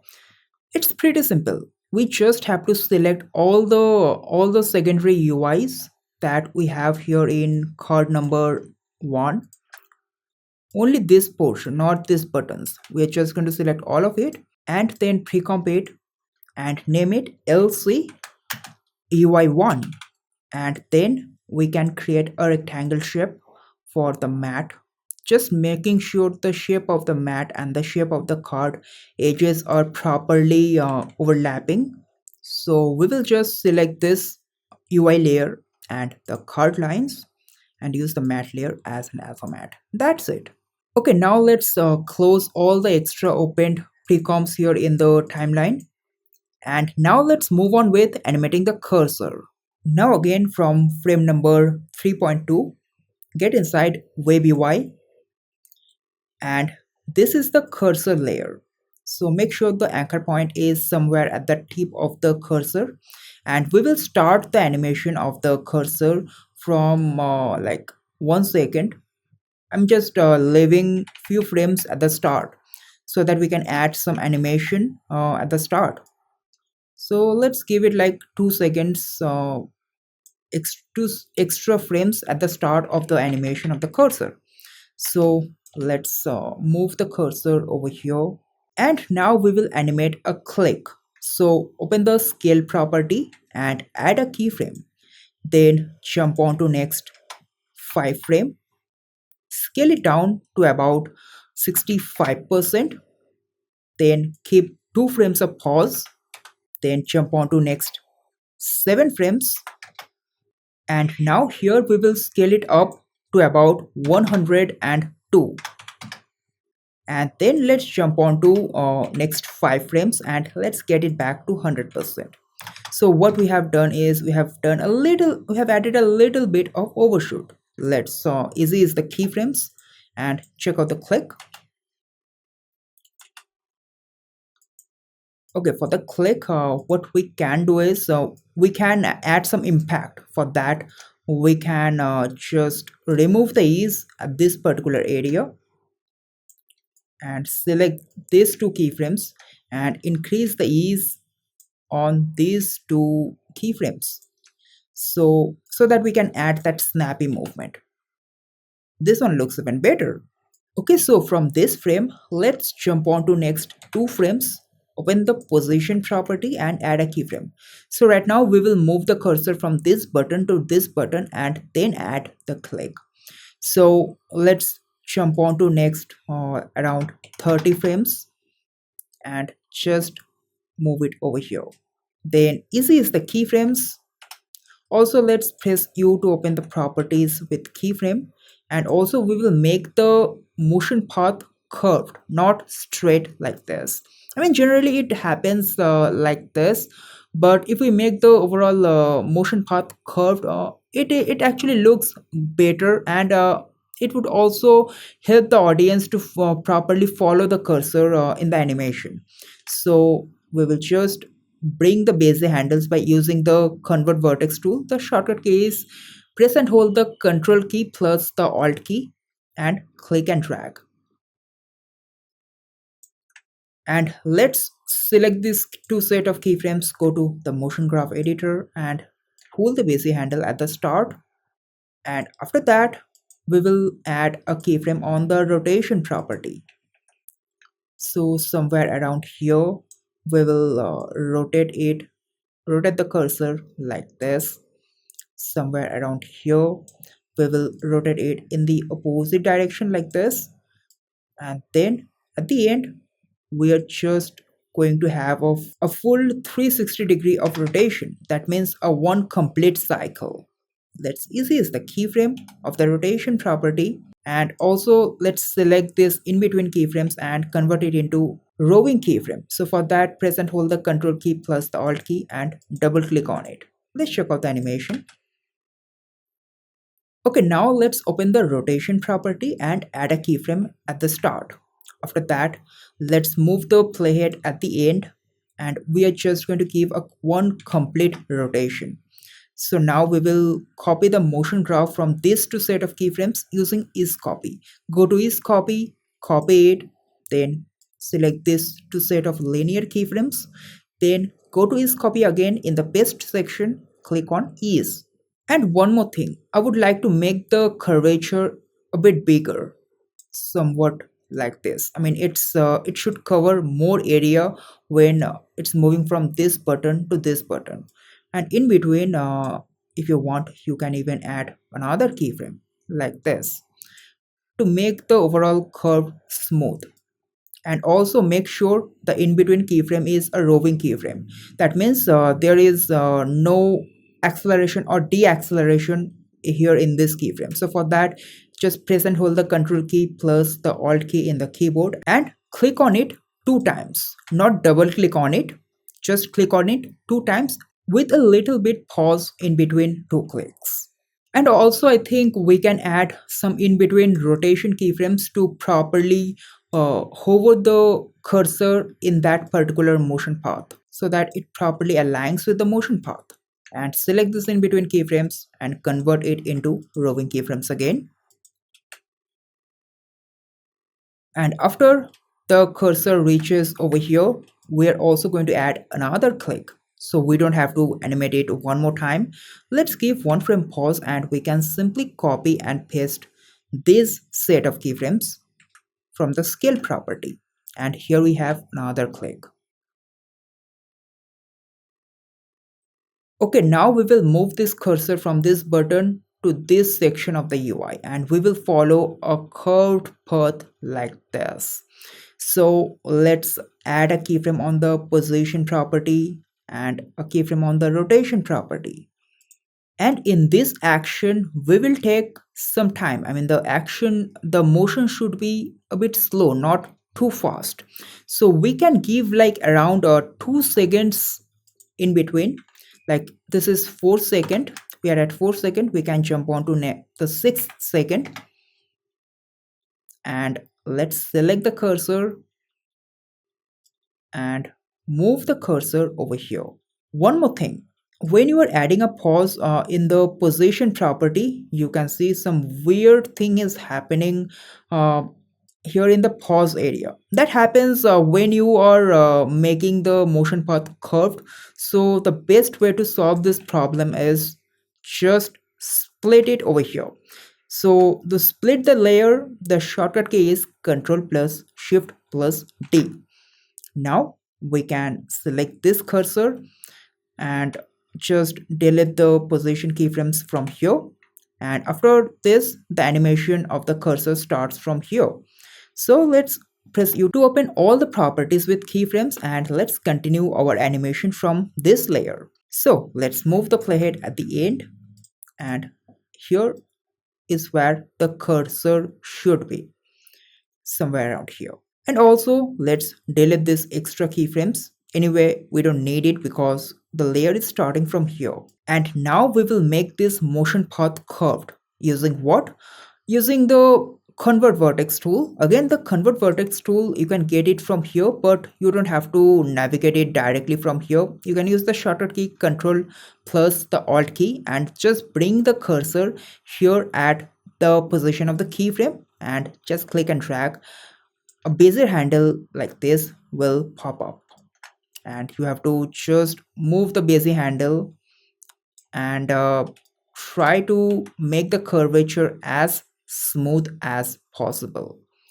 Of course, if you want, you can add some in between keyframes, but before that, make sure you fix the motion of the entire animation. So I'm just going to pull the bezier handle at the start and slightly at the end as well. And after that, here we will just move the cursor somewhere around here so that this is the arc the cursor should be following. So here we will just move the cursor somewhere around here.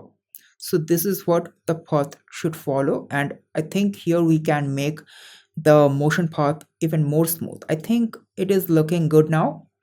So now what we have to do is convert all these in between keyframes into roving keyframes. So for that, press and hold the Control key plus the Alt key in the keyboard and click 2 times on the keyframes simultaneously. After that, we will add some rotation keyframes. So first we will give one complete rotation. Let's give it 2 and maybe let's rotate the cursor slightly this side. After that, in between, we can add some keyframes for the rotation so that it is properly aligned with the motion path. And somewhere around here, I would like to rotate the cursor this side. Okay, so after this, let's select both these two set of keyframes of the rotation property and move on to the motion graph editor. Easy is it first. Let's pull the bezier handle from both the sides. After that, in between, we will add some rotation keyframes so that the cursor is properly aligned with the overall motion path. Okay, now let's select this keyframe and convert it into a roving keyframe. Now let's check out the animation. I think we can add some more ease at the end. So I will just pull the bezier handle at the end so that it gets slowed down. And also let's select this keyframes and move this keyframes by a few frames forward. Same with the rotation property keyframe. And now let's check out. So here I think we can rotate the cursor this side a little bit. Again, let's convert it into roving keyframe. Yeah, this one is looking better, so we can go with this one. Okay, now let's start with animating UI card 1. So after the first click, this first UI card, the button will change from white to yellow and this button will move from here to here. And also the UI will be some changes in this portion of the UI. So let's get inside the so let's move the playhead at the point of the click with the cursor somewhere around here and let's get inside the composition of this UI. So this is the card 1, the left side of the card 1 and let's get inside this and now this is the card lines. So first this is going to be visible. So first let's animate this button. So let's select this button, open the position property, add a keyframe. Now let's jump on to next 8 frames and move it to the other side. That's it. Zoom into the timeline. Easy is the keyframes. Move on to the motion graph editor and we will just pull the bezier handles from both the sides to get a snappy movement. Now select the button background, open the contents, open the groups, open the fill property, add a keyframe on color and at the start we will change the color from yellow to white. Again, we will use the ease copy to copy the motion graph from this to set of keyframes to this set of keyframes. So select this keyframes, go to ease copy, copy the motion graph from this keyframes, then select this keyframes, then click on ease in the paste section. Now this is how it looks. Okay, so after the toggle button is on, this card lines will go outside this UI. So let's open the position property and add keyframes. Let's jump on to next 15 frames. Let's move it outside. Then easy is it. Let's jump onto the motion graph editor and pull the bezier handle at the start. And also let's select this UI. Also let's turn on the rasterize so that the layer guide is not the full screen of the UI, so that the layer guide of this composition is not covering the whole screen of the composition window. So we will also add a position property keyframe here and here and we will bring this UI from outside the UI card from the opposite direction. And let's easy is the keyframe, then jump onto the motion graph editor and we will pull the bezier handle for this side. Maybe we can slow down this whole movement a little bit and let's offset these keyframes from the first UI. Also let's select this composition layer and start the layer from this keyframe. So the shortcut key is Alt plus the open square bracket. Okay, now we will animate the elements inside this UI. So let's get inside the UI composition, and first we will start with animating the tick. So let's add a trim path property, and we will animate the end property of the tick mark. So add a keyframe on the end property, start with 0. Let's jump on to next 20 frames and give it 100%. Easy is the keyframe. Let's check out the animation. Okay, now we can even copy this trim path property and select these lines, paste it over here.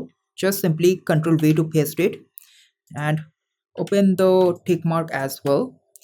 And when the tick mark is visible, we will also scale up this box. So open the scale property and add a keyframe, and also add a keyframe at the end. So at the start we will just scale it down and just start the layer from here. Easy is the keyframe. So now we have to offset the keyframes. So for that we have to go full screen mode for the layer panel. So double click here in the timeline. So first, this scale property, this box is going to be visible. So let's move backward by a few frames, and first the box is visible, then the check mark, and then the line 1 will be visible, then line 2, then line 3, and then line 4. Now let's get back to the normal mode. Again, double click here in the timeline. And one more thing, we will also change the motion graph editor. So jump onto the motion graph editor, and we will decrease the ease at the start and increase the ease at the end. Just pull the busy handles, and we will just copy and paste the motion graph from this set of keyframe to all this set of keyframes. So we will again get back to the normal mode and just go to ease copy, copy the motion graph, and then we will select all this set of keyframes, then click on ease in the paste section. Now let's check out the animation. So I will be animating the elements sequence by sequence. So first this side of the elements will be visible, then it's going to go from this direction to this direction. I mean, that is how the UI is also getting visible here in the UI card, right? So right now we will move the playhead by a few frames from here.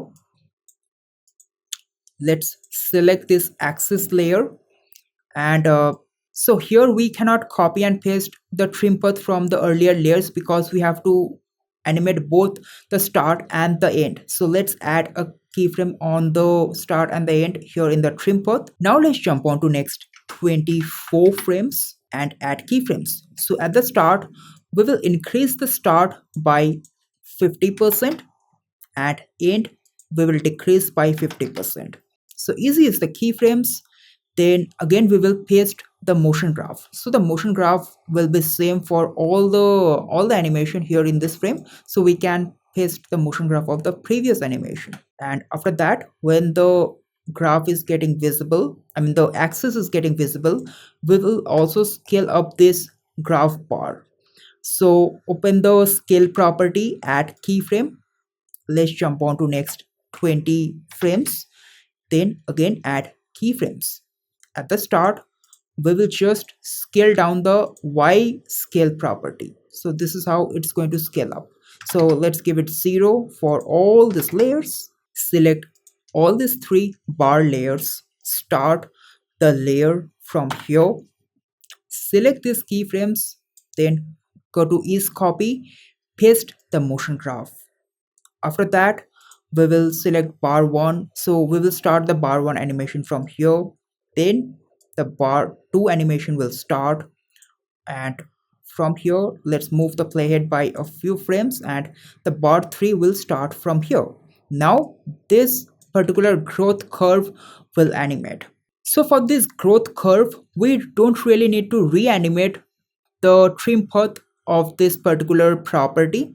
So let's get back to the full screen mode once again, and we can simply copy and paste the trim path from one of the earlier layers where we have only animated the end property of the trim path. So simply copy it and select this layer and just paste it over here. And I would like to slow it down a little bit. And then we have to animate this triangle with the growth curve. So rather than just manually animating the path, we can follow a very simple technique. Open the group inside contents, open the path property, we will copy the path property. Now go to the arrow, open the position property and paste the position keyframes over here. Now I will only select the last keyframe because in between we have the roving keyframes. So if we move only the last keyframe, the in between keyframes are going to be adjusted automatically. Now what we will do is select this two set of keyframes, easy is it, and then just go to the motion graph editor and paste the motion graph. And we have to just reshift the position of this particular arrow layer. That's it. So let's place it over here. Now let's check out the animation. All right, now we have to scale it up when the arrow is moving from here to here. So from here we will open the scale property, add a keyframe. Let's jump on to next 15 frames and add a keyframe. At the start we will scale it down to 0%. Then easy is the keyframe. Again we can paste the motion graph from the is copy, and let's check out the animation. Yeah, this one is looking better. Okay, so at the end we just are left with animating these three lines. So we don't have to animate these three lines again. We can just simply copy the trim path where we have only animated the end property. So copy this trim path, then again get back to the normal mode, select these three layers and let's navigate it here in the timeline. So here are the three layers. Ctrl plus V to paste it. Let's start the layer from here and press U to open the properties with keyframe, and we will just offset the layers by a few frames. Now let's check the animation from the web UI over here.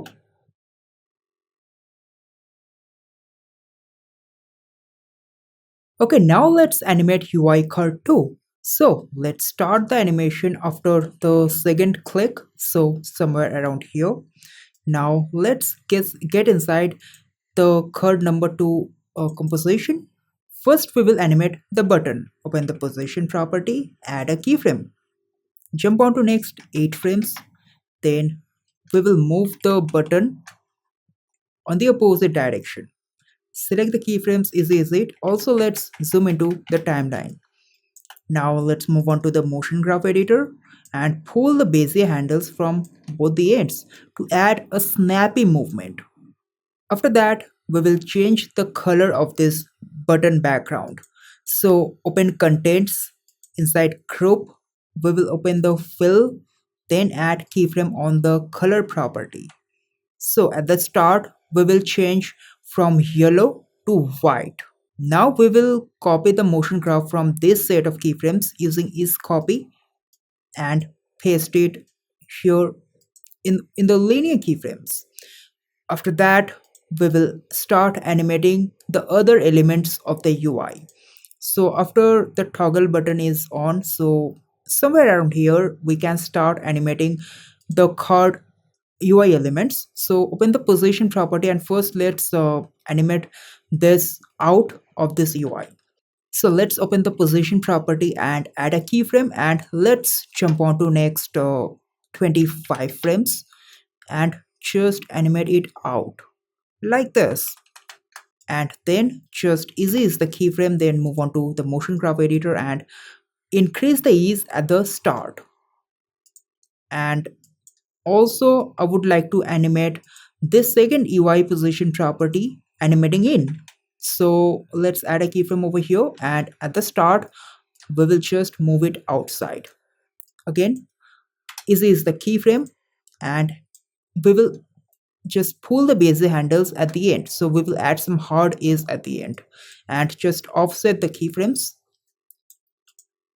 Let's check out the animation.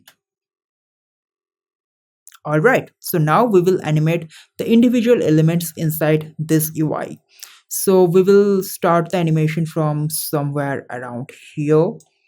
Let's get inside the UI. Now we will animate the trim path property. Now we will add a trim path and animate the trim path for all these pie layers.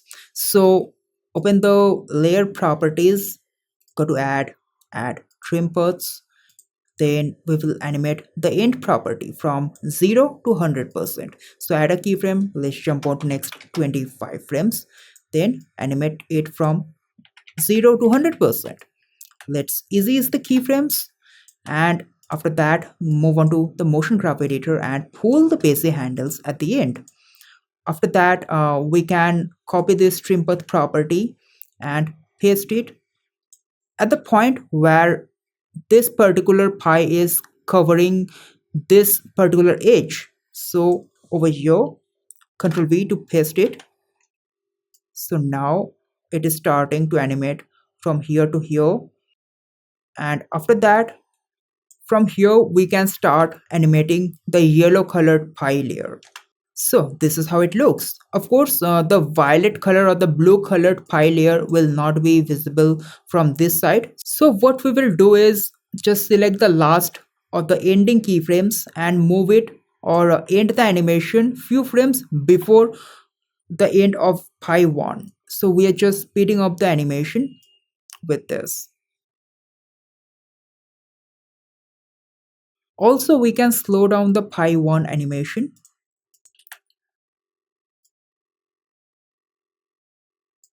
So after tweaking the overall timing of this animation, this is how it turns out. And now we just have to animate these abstract text lines. So for that we can get back to the UI1 and let's copy one of the trim paths from here where we have just animated the end property. And let's get back to the normal mode.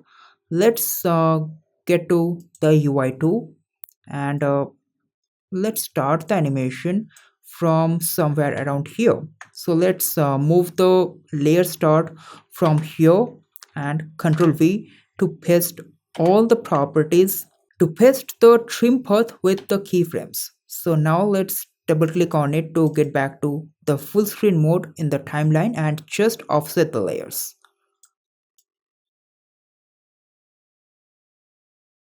And this is how it turns out. Okay, now it's time to animate the card 3 of the web UI. So we will start the animation of the right side of the UI card from somewhere around here, where the cursor is starting to hover around this side of the UI. So let's get inside the web UI and place it at the center of this UI.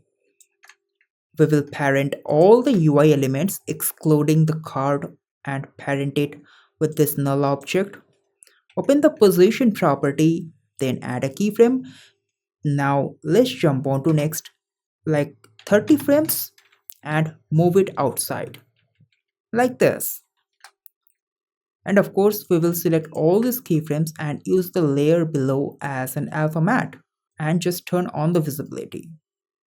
So now easy is these keyframes on the null layer and pull the bezier handle at the start to add a little ease at the start.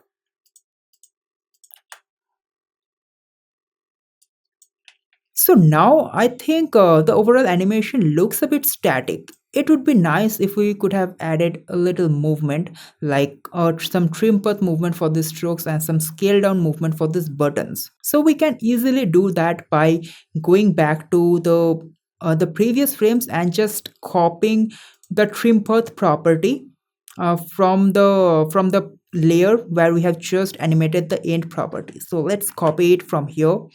Again, let's get back to the normal mode. Let's get to the right card one. Let's select these two line layers, paste it. Well, of course, it is for just making the lines visible. We have to just reverse the keyframes. Select the keyframes, go to keyframes assistant, then time reverse keyframes. Now, easy is the keyframes, and after that, we will just pull the basic handle at the start. That is it. After that, we can even offset the keyframes to add some follow through in between. Now, from here, we can even select these three layers, open the scale property, add keyframes, and now let's jump on to next 25 frames and break the link between x and the y axis of the scale property and make the x axis 0. Now these are linear keyframes, convert it into easy as keyframes, and just get back to the full screen mode, go to the motion graph editor, just pull the bezier handle at the start. Now after that, we can offset these keyframes to add a little follow through in between. Okay, now let's get back to the normal mode. Yeah, this one is looking even better. Okay, so once the UI elements are going out, the background UI card will expand. So let's get back to web UI, and I will just lock the composition window and just double click on the right card one and open it in a separate UI. So we can dock it over here.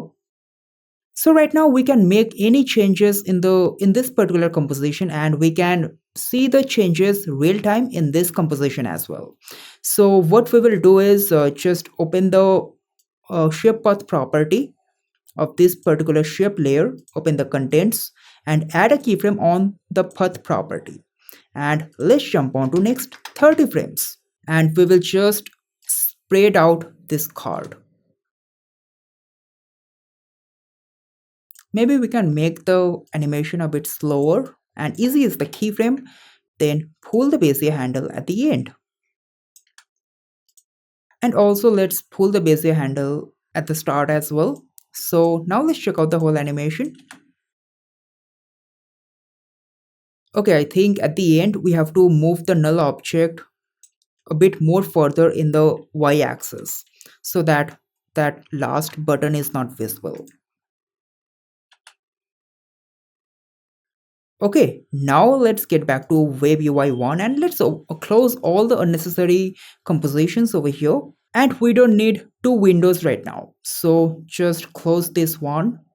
So after the UI elements of this UI card of the right side is gone, this checklist will start appearing one by one, and there will be a long scroll of around 5 seconds. So let's start the animation of these lines after it's almost completely disappeared, so somewhere around here.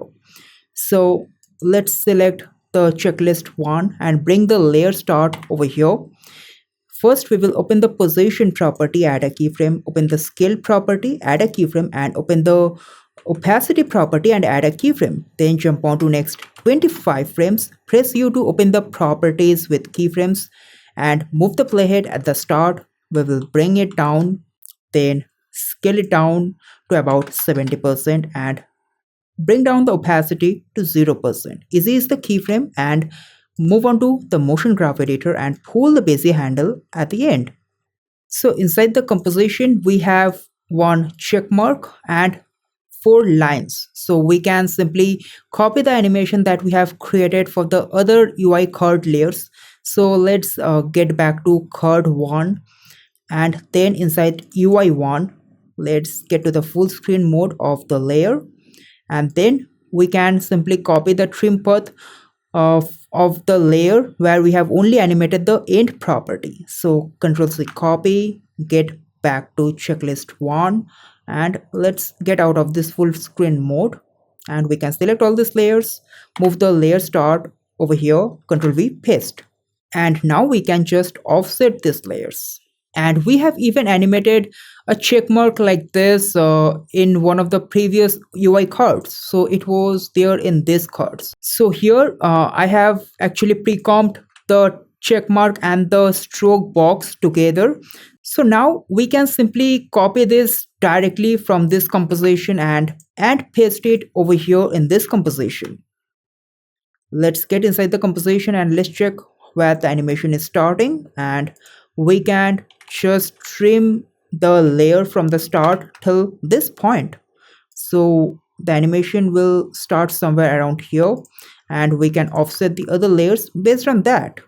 And of course now we have to reposition the check mark.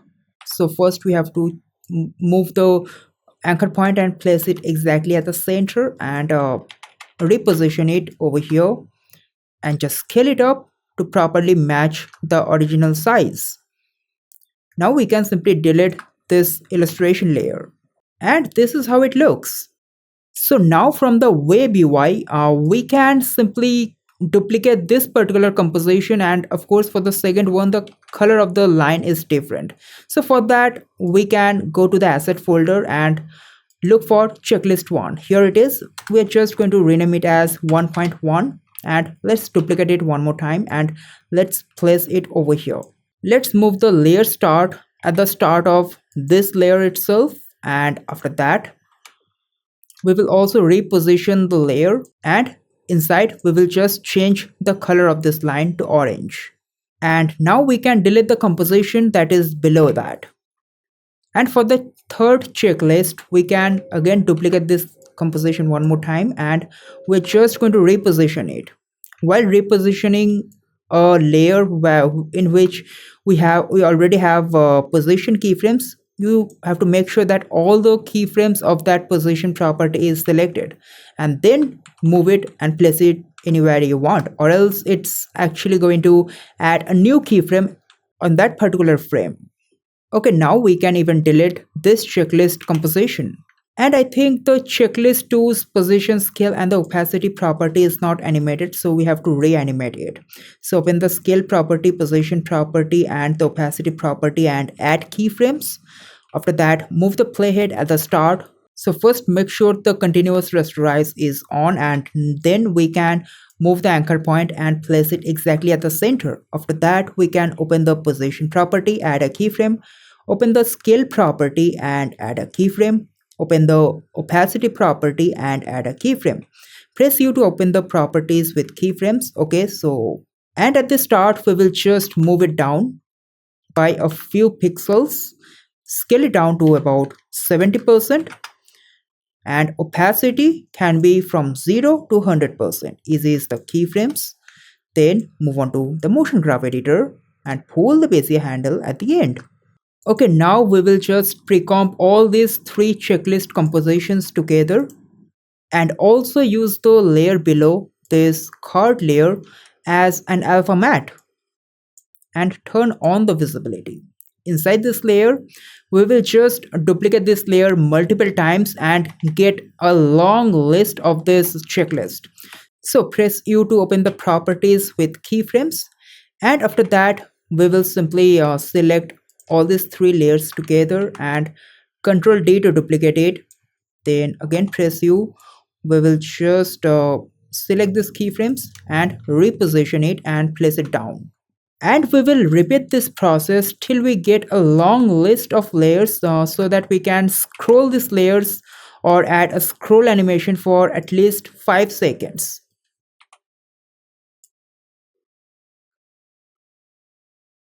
Okay, now that we have a long list of layers, so now let's get back to the web UI and first animate the scroll. So for that we can add a keyframe on the position property, and let's move on to next 5 seconds. That means from the 6th second to 11th second. And we will just move this layer in the y-axis. That is it. Easy is the keyframes. Move on to the motion graph editor and pull the Bezier handle at the end. We will just offset the layers.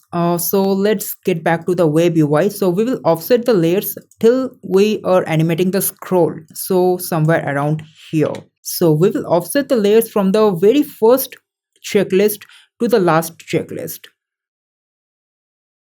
Okay, now let's get back to the normal view and let's check out the animation from the laptop screen.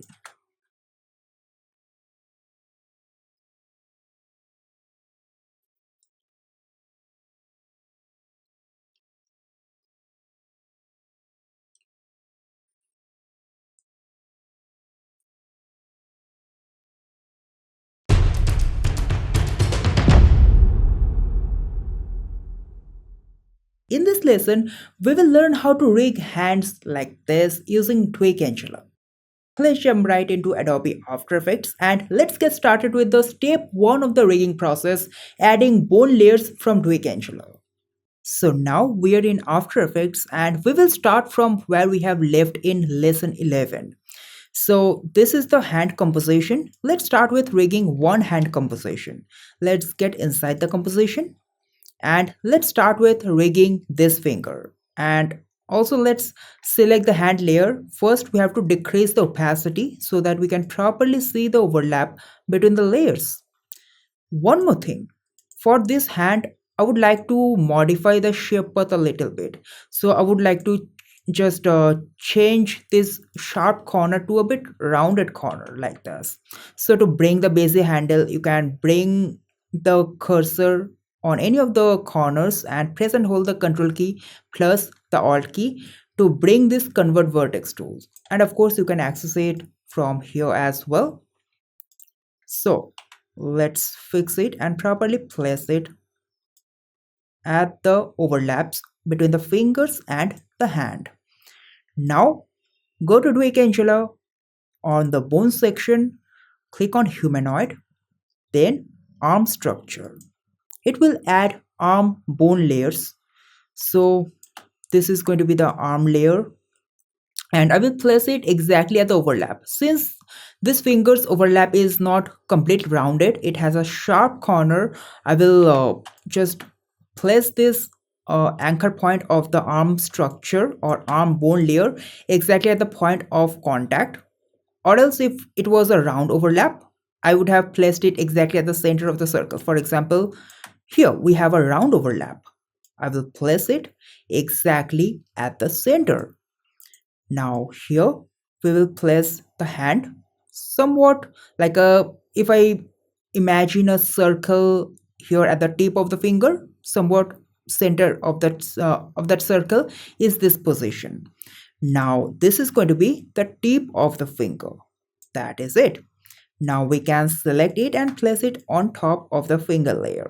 Okay, now let's move on to step 2, parenting the illustration layers with the bone structure layers. Okay, so this is the finger 1.1 or this is where I have placed the arm bone layer. So I would parent this with the arm bone layer and this one on top of this we have the forearm bone layer. So we would parent this layer with the forearm bone layer.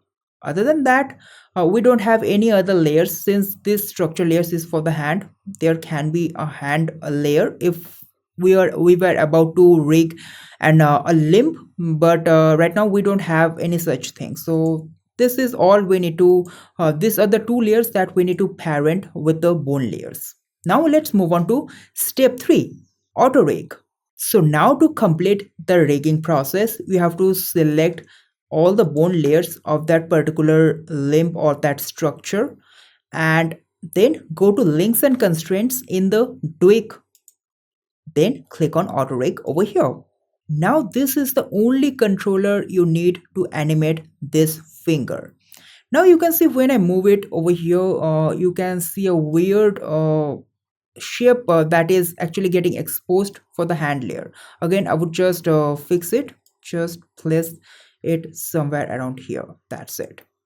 Right now, if I just move it using the selection tool, you can see there is no such thing.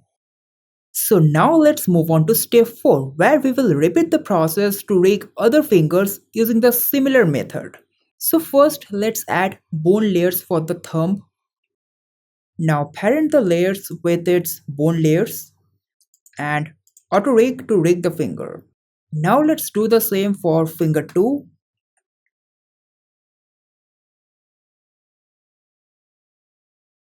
Now it's time to rig the finger 3 and finally finger 4.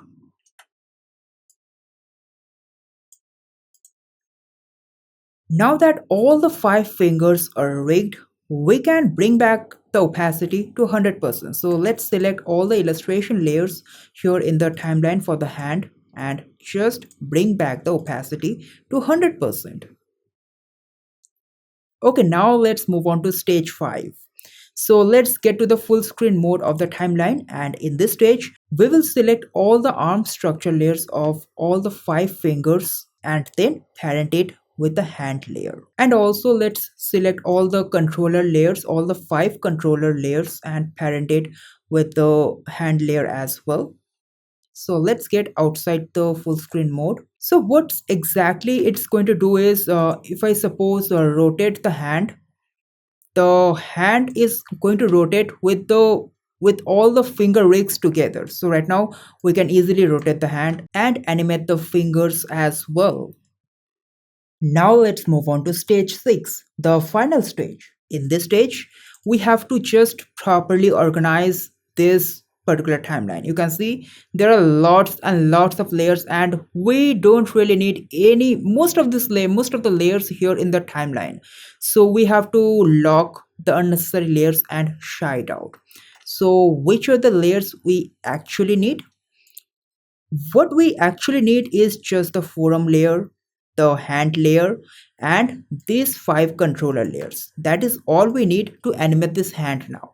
So we will select all these in between layers. First, we will select the structure layers. Now you can either select the bone layers manually or get back to Duik. Then click on this button to select all the bone layers here in this composition. Now we will first click on shy and lock the layers. Now we can activate shy, all the bone layers are hidden. And then we can also shy out all the illustration layers of the fingers, because we don't need to do anything with the illustration layers of the fingers. So first we will lock the layers and then just turn on shy for all these layers. So now we are just end up with the layers we actually need to animate this hand. And also let's rename the controller layers here because it is too confusing. Okay, now this hand is completely ready for animation.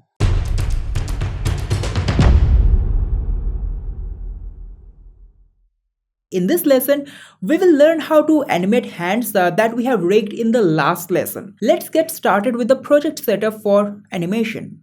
Okay, we are in After Effects and we will continue from where we have left in lesson 12.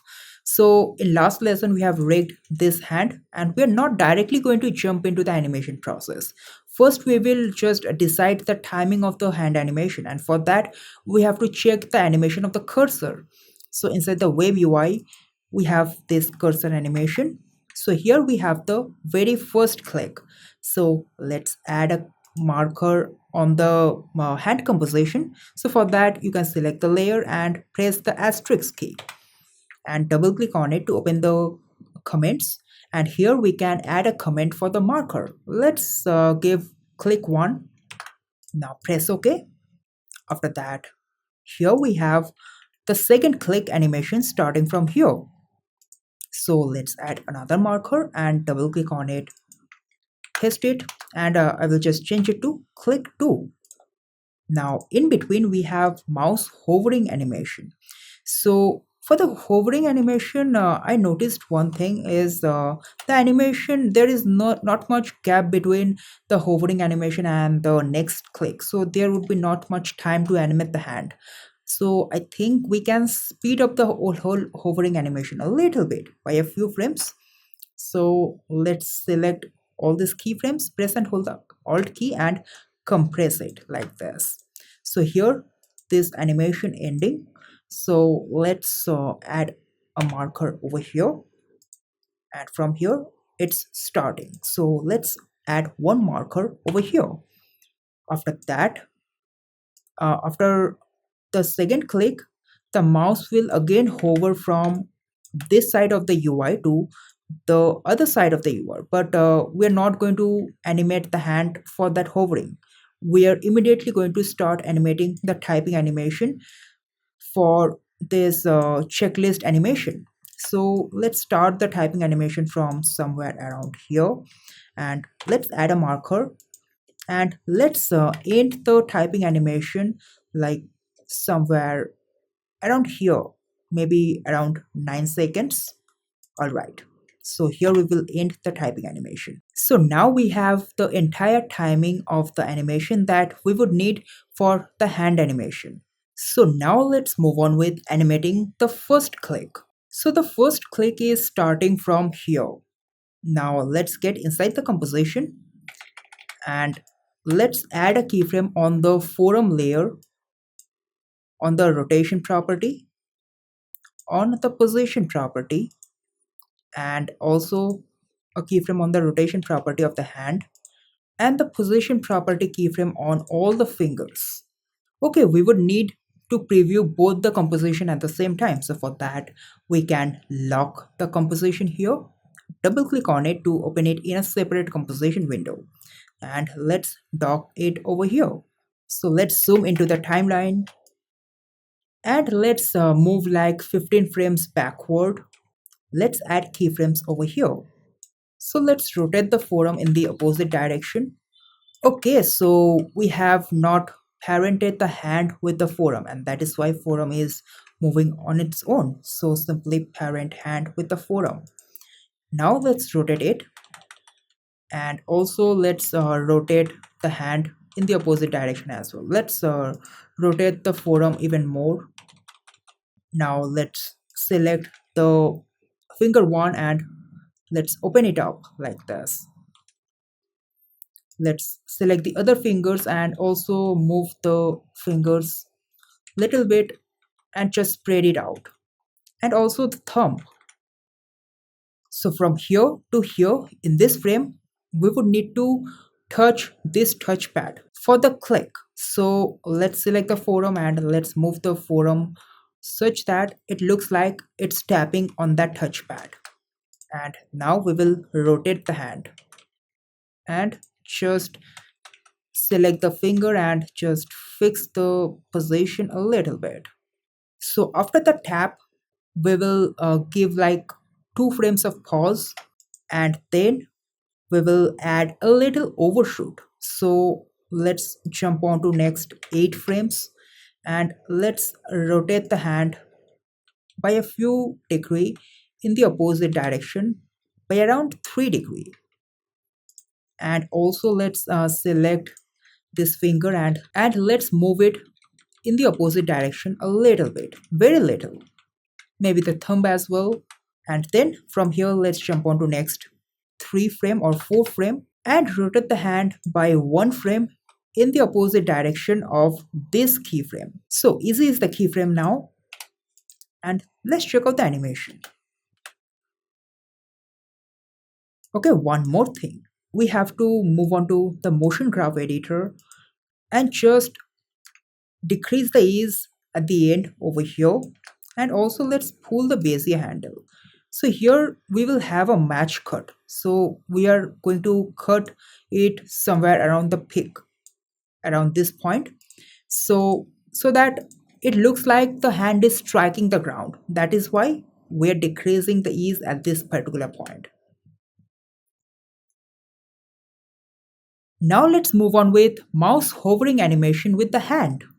Now let's animate the hand for the mouse hovering animation.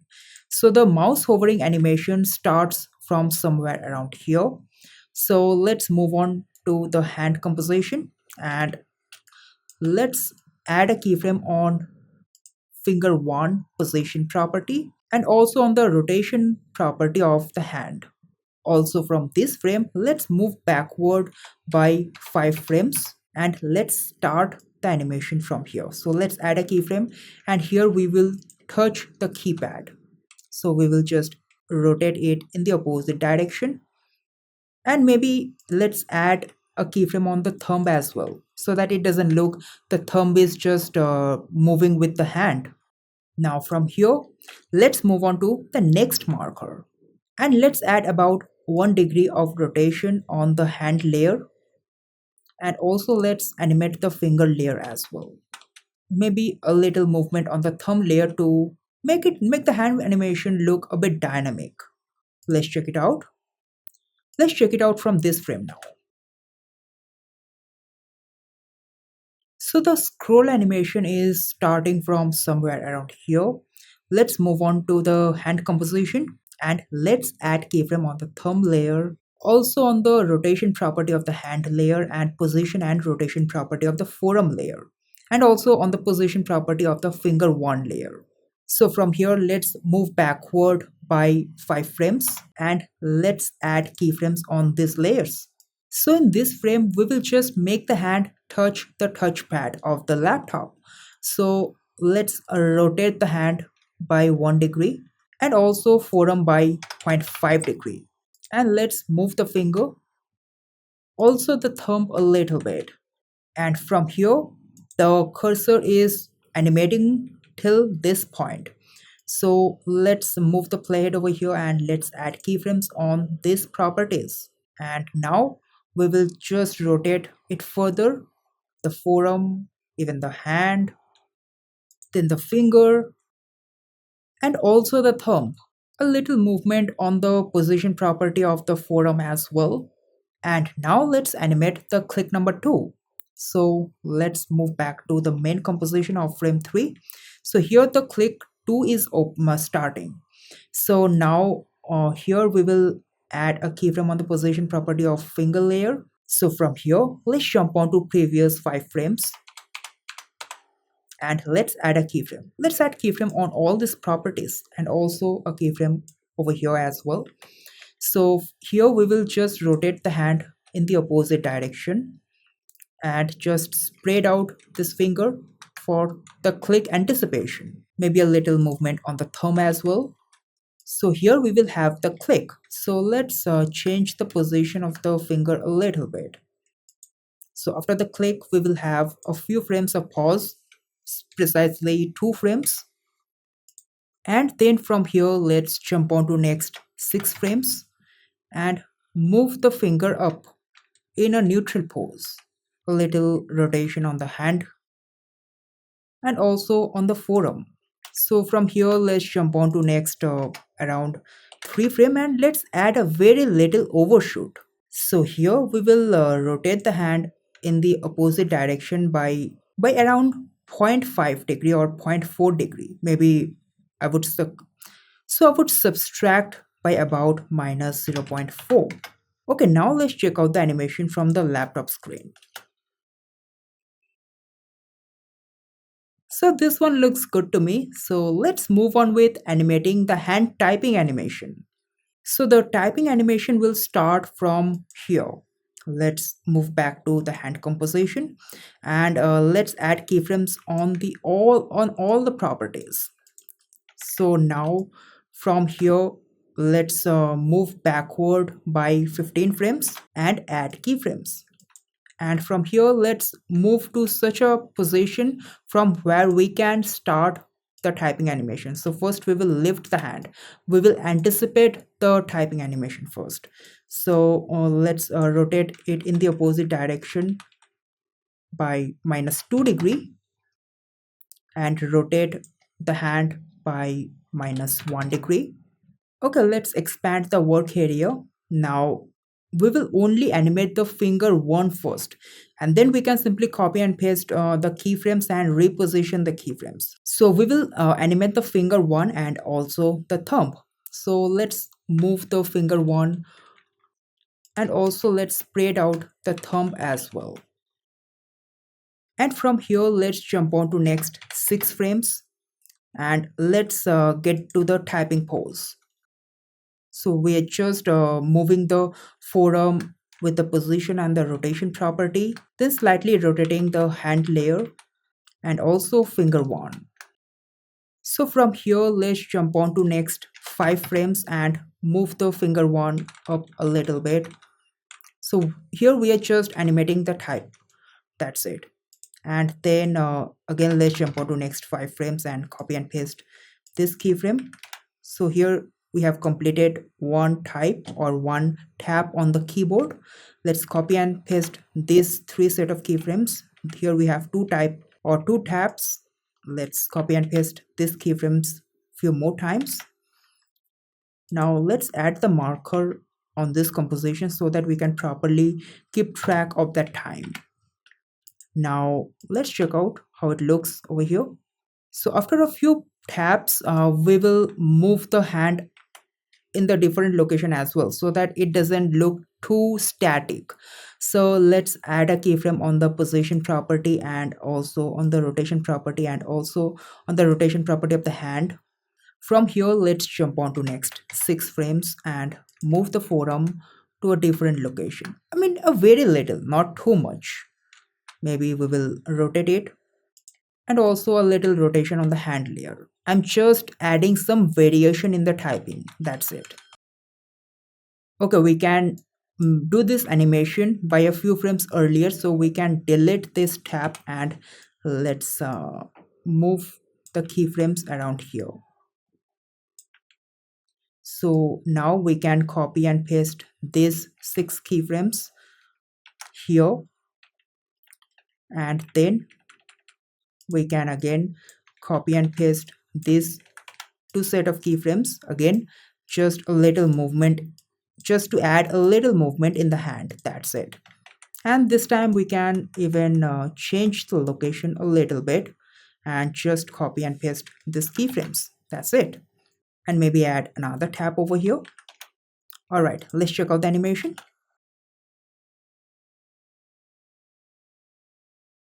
Okay, so we can now copy this keyframes from the finger 1 layer. Let's delete these 3 set of keyframes. Just copy these keyframes, Control C copy, select these 3 controllers, Control V paste. Of course, it would look too weird. What we have to do is just move the position. That's it. Just change the position to its original location. That is it. But remember, when you are changing the position with keyframes, you have to make sure that all the keyframes are selected, then change the position. Then only all the properties or all the keyframes position values are going to change together. Otherwise, it's going to end up adding a new keyframe. And now we will just offset the keyframes.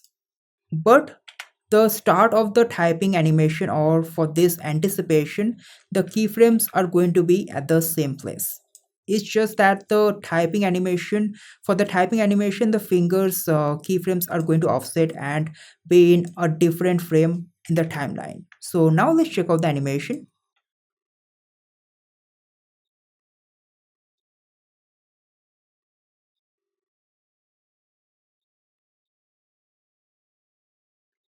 Okay, so this one looks good now.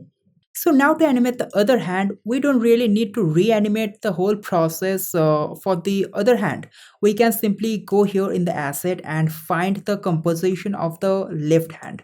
So here is the left hand, and let's rename this R copy, and let's bring it here in the timeline, and let's turn off the visibility for a moment, and let's right click on it, transform, flip horizontally. Here we have the hand for the other side, but inside we have to of course delete the rest of the layers, like all these actions, like all the actions before the typing animation. So the typing animation is starting from somewhere around here, and let's delete all the keyframes with the actions before the typing animation. So let's select all these previous keyframes and just simply delete it. And of course, let's start the animation from here. Let's make the keyframes on the same line, and also let's copy and paste this keyframe and just fix the position uh, and just fix the neutral pose of this hand a little bit. So let's rotate it in the opposite direction, maybe change the position of the forearm, and also for the hand we have to just make the neutral pose of this hand look good. That's it. And then we can select all these keyframes and start the typing animation by a few frames earlier for this hand. Let's check out the whole animation right now.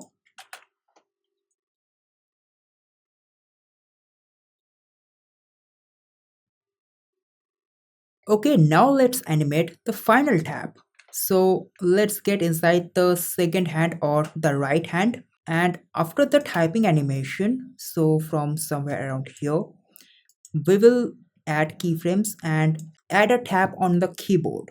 So from here, let's jump on to next 12 frames.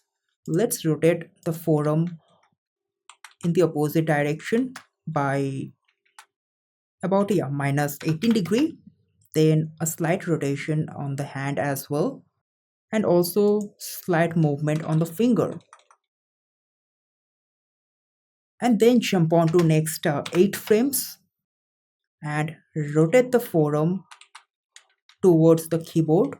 Rotate the hand and just change the position of the finger 1 controller and keep a pause for 2 seconds. After that, let's jump on to next 8 frames and let's rotate the hand in the opposite direction a little bit and also move the finger in the opposite direction, the finger 1 controller. And let's jump on to next 6 frames. So here we will add a little overshoot. So let's rotate the hand again by 1 degree in the opposite direction, very little, and a slight movement in the finger in the opposite direction. So let's check out the whole animation from this main frame of the laptop, and we don't need the second screen right now, so just close it and let's check out the animation.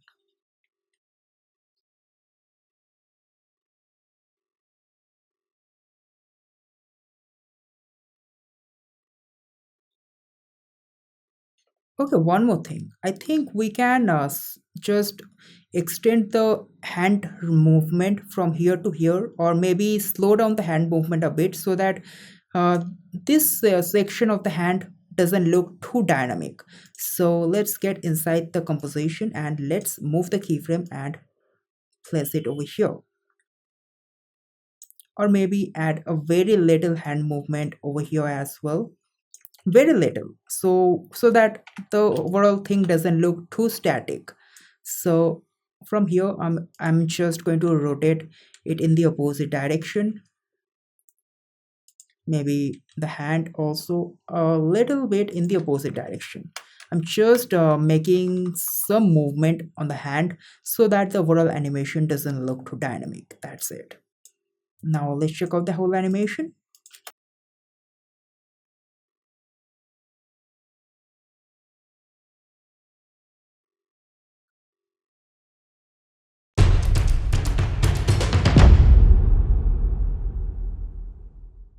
In this lesson, we will learn 3 different transition techniques that can transform your explainer videos or any other animation projects and motion design projects. Let's dive right into Adobe After Effects and let's get started with transition technique 1, zoom in and zoom out.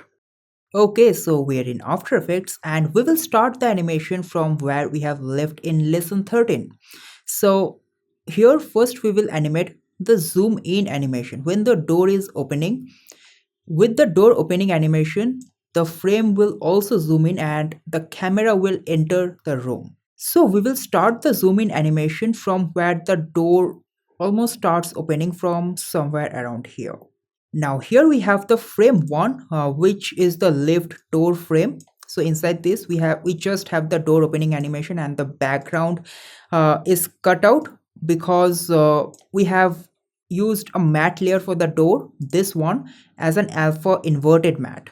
That is why you can even see the area behind this frame. So let's unsolo it and let's start the zoom in animation from here. But first we will add a null object. So let's add this one and let's name this camera. And I will simply parent both these frames with the camera layer. Let's open the scale property, add a keyframe. Let's open the position property and add a keyframe. Press E to open the properties with keyframe, and also I would also add a keyframe on the scale and the position property of frame 2 as well. So press U to open the properties with keyframe again. Okay, now it's time to zoom in. So it is not going to be too fast or maybe too slow. It is going to, let's give the zoom in transition for about 3 seconds. So we are at 5 seconds. So from here, let's jump on to the 8th second. Now we will scale it up.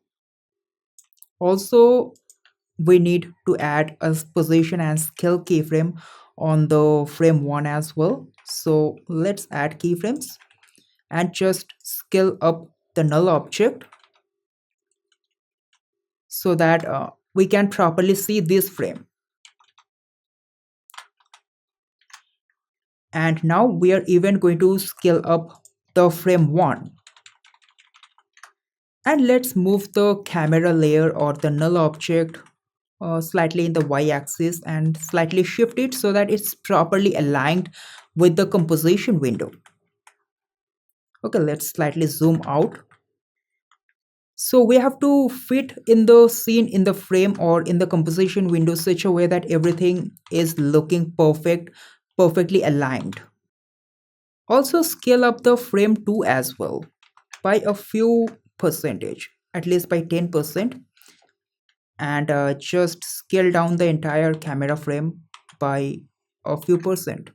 And I think we don't need the keyframe on the position property of frame 2, so let's delete it.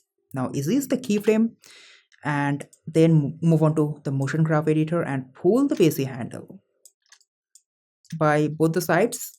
I would like to have more ease at the start. Now let's check out the animation.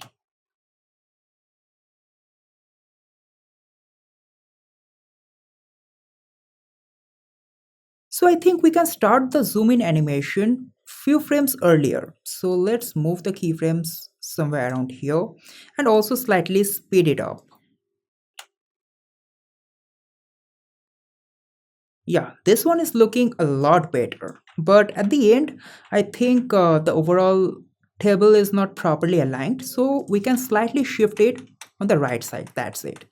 Other than that, the zoom in animation looks perfect. So one more thing that we can do is we can add a slight movement in the pods and also in these plates to add a little parallax effect for the camera depth because the frames are not in 3D environment. So to add some fake camera depth, we can also add some position animation for these frames. So let's get inside frame number 1 and let's select the plant layers, open the position property, add keyframe, and let's jump onto the next frame.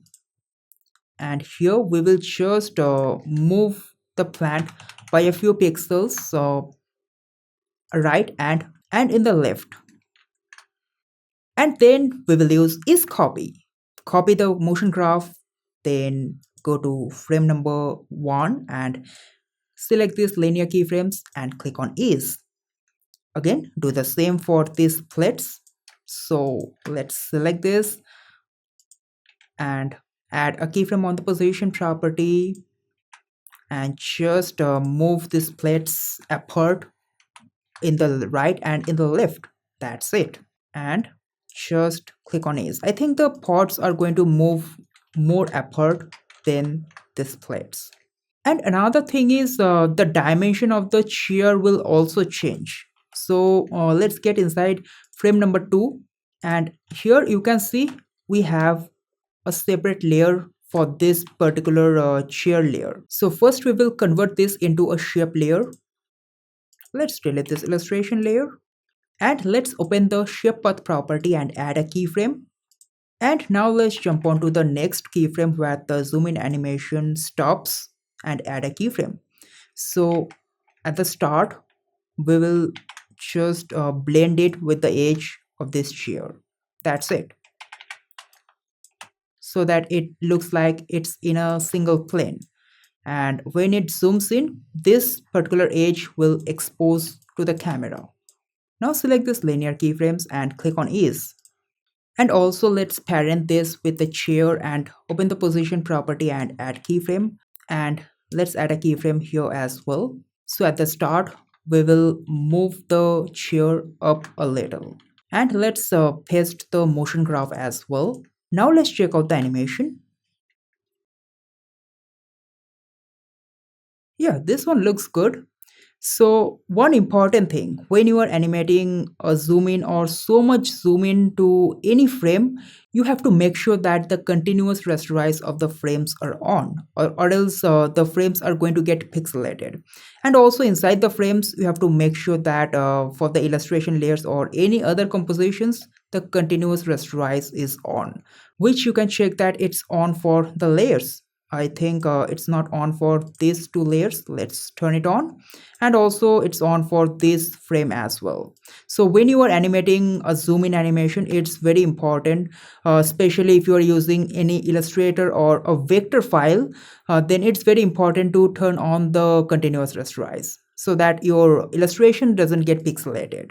So now let's move on to transition technique to match cuts. So match cut is just a simple cut between two different scenes, but the catch over here is you have to maintain the similar momentum between the two frames during the transition. So let's check it out with an example first. So here we have two different shapes, one parented with the other. So let's turn off the visibility of the second shape for now, and let's open the position property and add a keyframe, and let's open the rotation property and add a keyframe. And now let's jump on to next 60 frames. So in the next 22 seconds, and just move it over here. Also let's give like 180-degree of rotation, and easy is the keyframe. Then let's move the playhead somewhere in between around 1 second. Go to the motion graph, and easy is the keyframe to add a hard spike. Now let's turn on the visibility. So we will split the layer from this point and delete this extra layer. And for the layer 2, we will just trim the layer from the start till this point. And also let's copy the motion graph from this two set of keyframes and paste it on this linear keyframe of the position property. And now just watch the magic.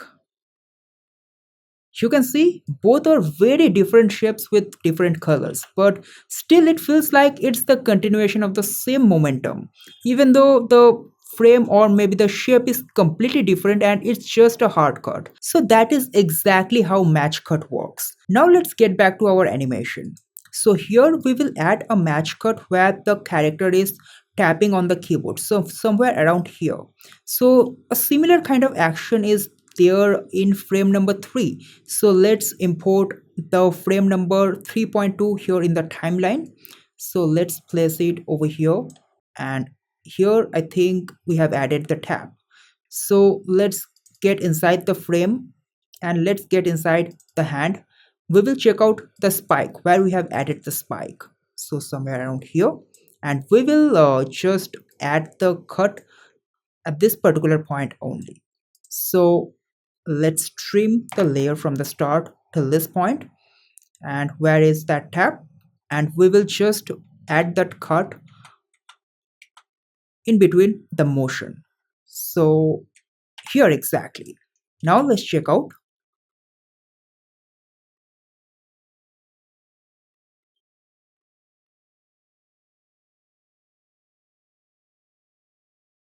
You can see we have just added a simple cut.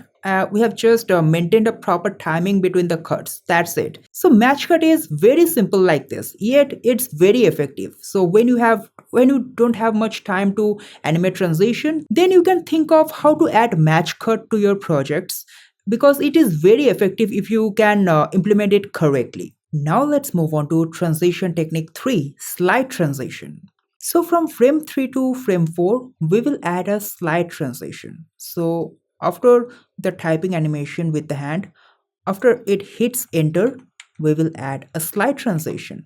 So let's start the animation from somewhere around here. Now let's bring frame 4 and place it over here above frame 3.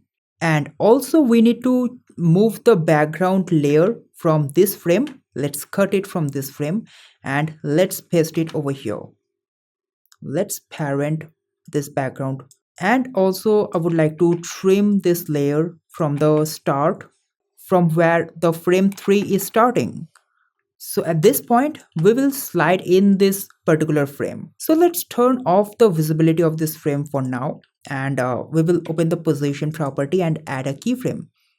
And after that, let's jump on to next 6 frames. So from 16th frame, we can jump on to next 19 second, and let's move it outside the screen in the y-axis.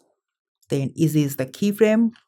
Move on to the motion graph editor, then pull the bezier handle from both the ends. I would like to give more ease at the start. Now after moving the playhead after the animation, we will parent this frame with frame number 3. So don't parent the layer when the playhead is at the start of the animation, or else it will just get outside the screen. I mean the frame 4 will get outside the screen with frame number 3. So now let's check out the animation. I think there can be a little bit more distance between the frames. So what we will do is just unparent it for now, and I will just move it even further. Alright, now let's parent this layer and now let's check out.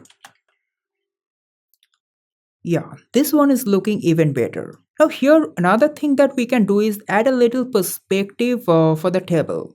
So let's get inside frame 4 and let's turn off the visibility of all the pages and the document.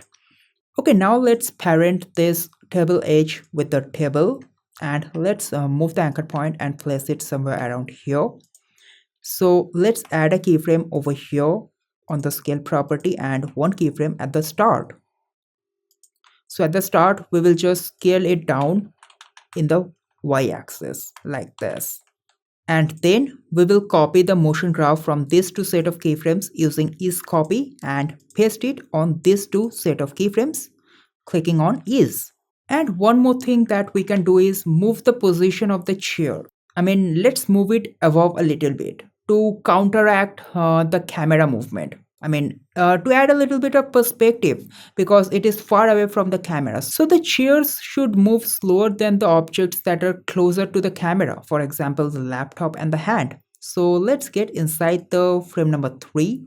Let's add keyframe on the position property of these chairs. And let's move on to the second one and let's add keyframes. So let's select the chairs that are far away from the camera at the furthest point and let's move it above a little. And now let's select these chairs that are slightly near the camera and let's move it above a little.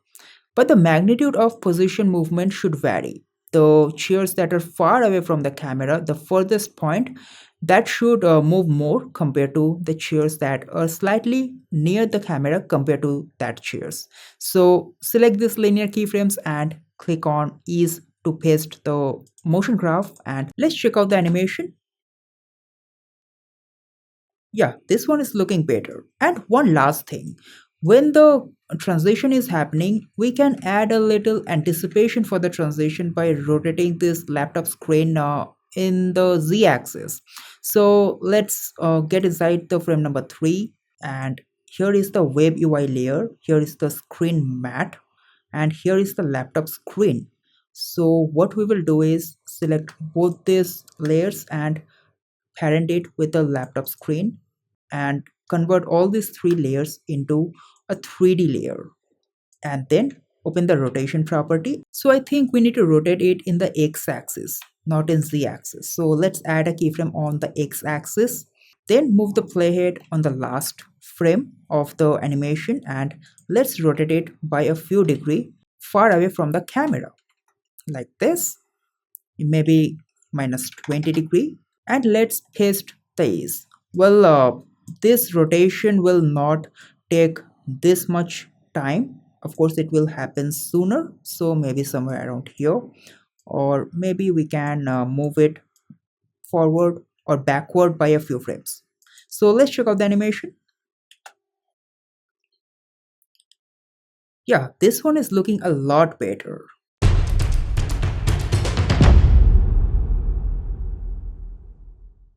In this lesson, we will learn how to animate this paper flying animation in After Effects. Let's dive right into Adobe After Effects and let's get started with paper flying animation.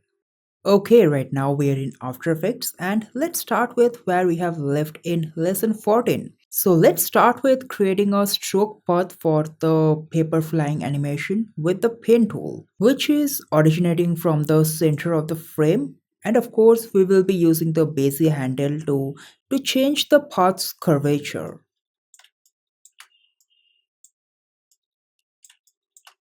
Now, once the shape path is fixed, go to Fill cancel the fill. Then give a color for the stroke, a light grayish color with stroke width of 240 pixels. And then let's rename it as paper 1. Inside the layer, let's add trim paths. Let's move the layer start to this frame. Inside the trim path, first we will change the start and the end length to decrease the length of this stroke to get a shape of a paper. And now we will animate the offset property of trim paths. So let's add a keyframe on the offset property. Jump on to next about 75 frames. And now we will move the offset from one end to the other end. So let's give it around 320 degree. Easy is the keyframe.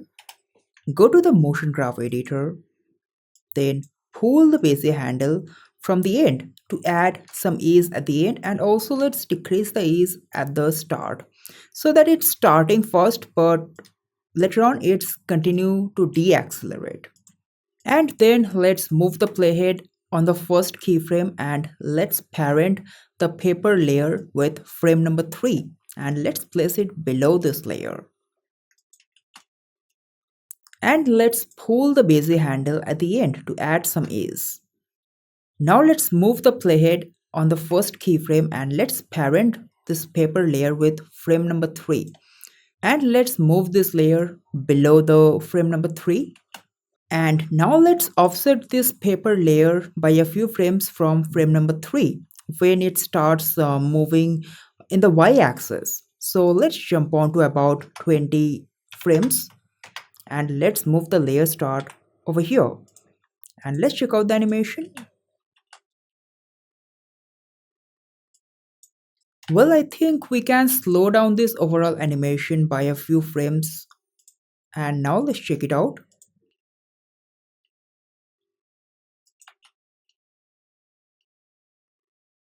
Yeah, this one is looking better. Now we will duplicate this layer 6 more times and vary the shape path. So for that, just select the layer, then make sure the pen tool is activated.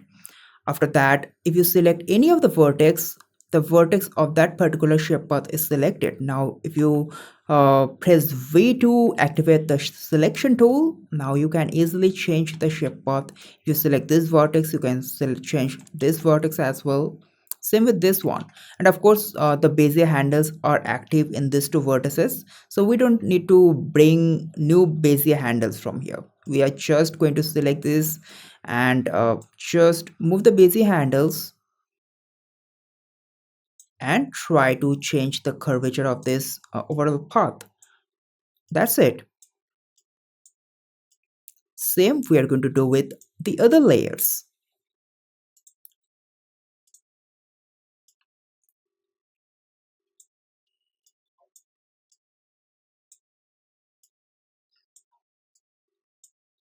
And now we will even vary the colors. We're just going to change the shade of the color a little bit. That's it. Still it's going to be gray, but we are just going to vary the shade of these colors.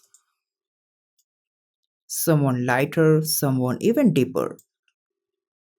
Okay, one more thing that is left is to even animate the stroke width of this layer because we want to make it feel like it is actually moving in towards the camera when it is going up. So get inside the stroke shape layer, then stroke layer. Let's add a keyframe on the stroke width. Press U to open the properties with keyframe, and at the end, let's increase it to about 280 or 275. Let's copy this motion graph and let's copy it using ease copy. Then select this set of linear keyframes, go to ease paste and click on ease. Now let's copy this two set of keyframes by clicking on Ctrl plus V. Then let's get inside contents, then stroke. Let's paste it on the stroke width. Now let's do the same to all the layers. And now let's offset this layer randomly because all the papers are not going to animate at the same time. So it's better to offset it. So just offset the layers randomly, and now let's check out the whole animation.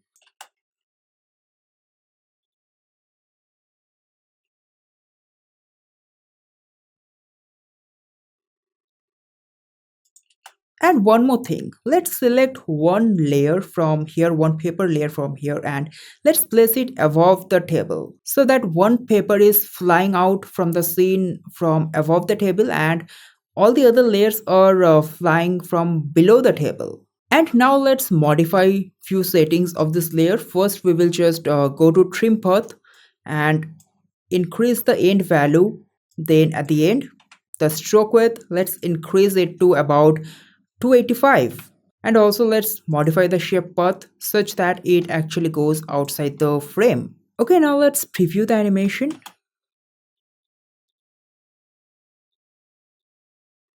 So let's start the entire animation from somewhere around here. And also I would like to change the motion graph editor a little bit. So let's decrease the ease at the end. And also let's decrease the ease at the start as well. And let's move frame 3 above frame 4 and let's place paper number 5 below frame 3. Now let's check out the entire animation.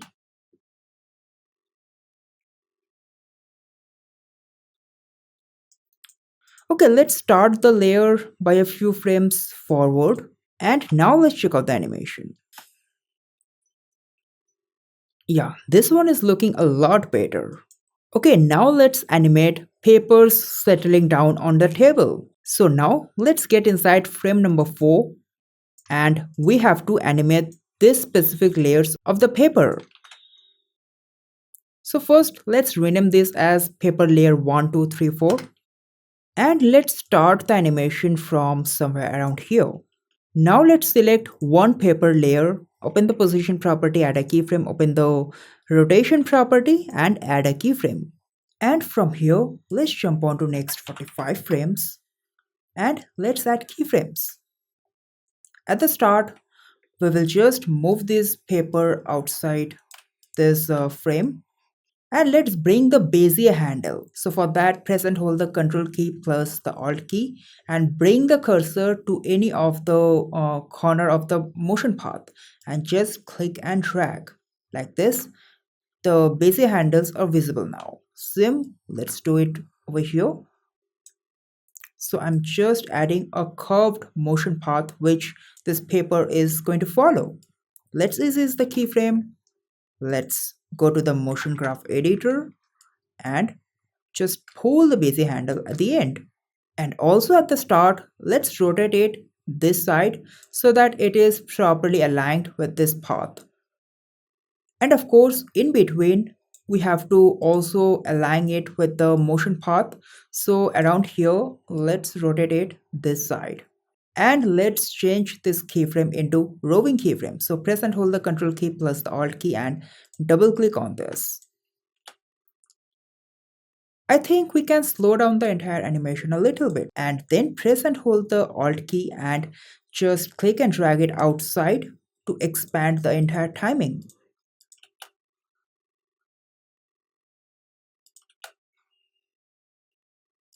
And after this, let's apply an effect called bend it to distort the paper so that we can bend it along with the path like a paper. So go to effects and presets panel, then type in bend it and we will apply this effect CC bend it. So after applying the effect, let's select this layer and let's go to the effect and we have to change the start and the end position. So let's place the end position somewhere around here. Let's keep some extra area between the layer guide and the end position and the start somewhere around here. So we're just going to animate the bend property. Now if you see something like this, it's getting cropped, just turn on the continuous rasterize. So if you turn on the continuous rasterize, it's highly possible that the position of the start and end has changed, so you have to just readjust it one more time. Okay, now let's move the playhead. On the first keyframe, let's add a keyframe on bend property. Press U to open the properties with keyframe. So we will start with 0 bend. And at this particular frame, let's bend it in this direction, or in this direction actually. And in between, we can even add more bend in the opposite direction, somewhat like this. And at the end, we can get it back to 0. So easy is the keyframe. Go to the and select the in between keyframe and just convert it into roving keyframe. So for that, press and hold the control key plus the alt key, then click on it 2 times. Not double click, you have to click with a bit of pause. Let's preview the animation. Okay, so let's do one thing. Let's change or interchange the position of the start and the end. So let's move the end on this side and the start on this side. And one more thing, let's add an expression on the start and the end property. So press and hold the alt key and click on this stopwatch and type in 2comp inside the bracket value. Now let's copy this expression and paste it on the end property as well.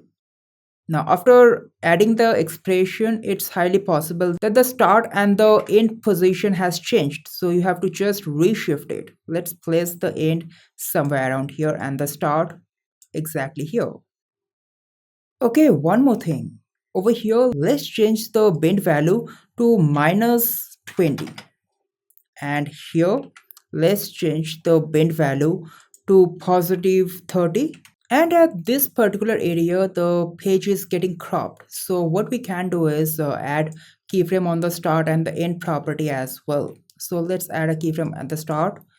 And here, we will just select the end property and move it down even further. And here we can get it back to the initial pose. Easy is the keyframe. And we can convert these keyframes into roving keyframes.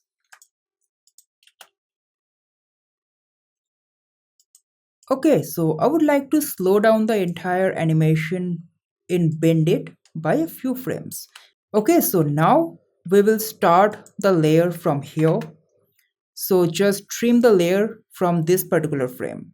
Let's copy all these keyframes and select all the other 3 paper layers, paste it, and start the layer from this particular frame.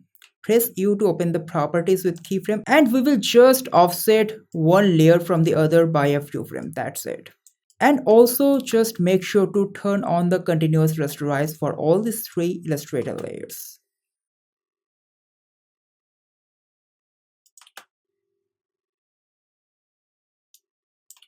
Alright, so this one is looking good. So now we are just going to pre-comp all these layers together as papers and just duplicate this layer. For the layer below, just apply a fill effect. Change this to black and go to the blending mode, change to overlay. And now we will just shift this position of this particular composition by a few pixels and just decrease the opacity to about 30%. And then select this composition and use the table layer as an alpha matte and turn on the visibility. And this is how this entire sequence turns out.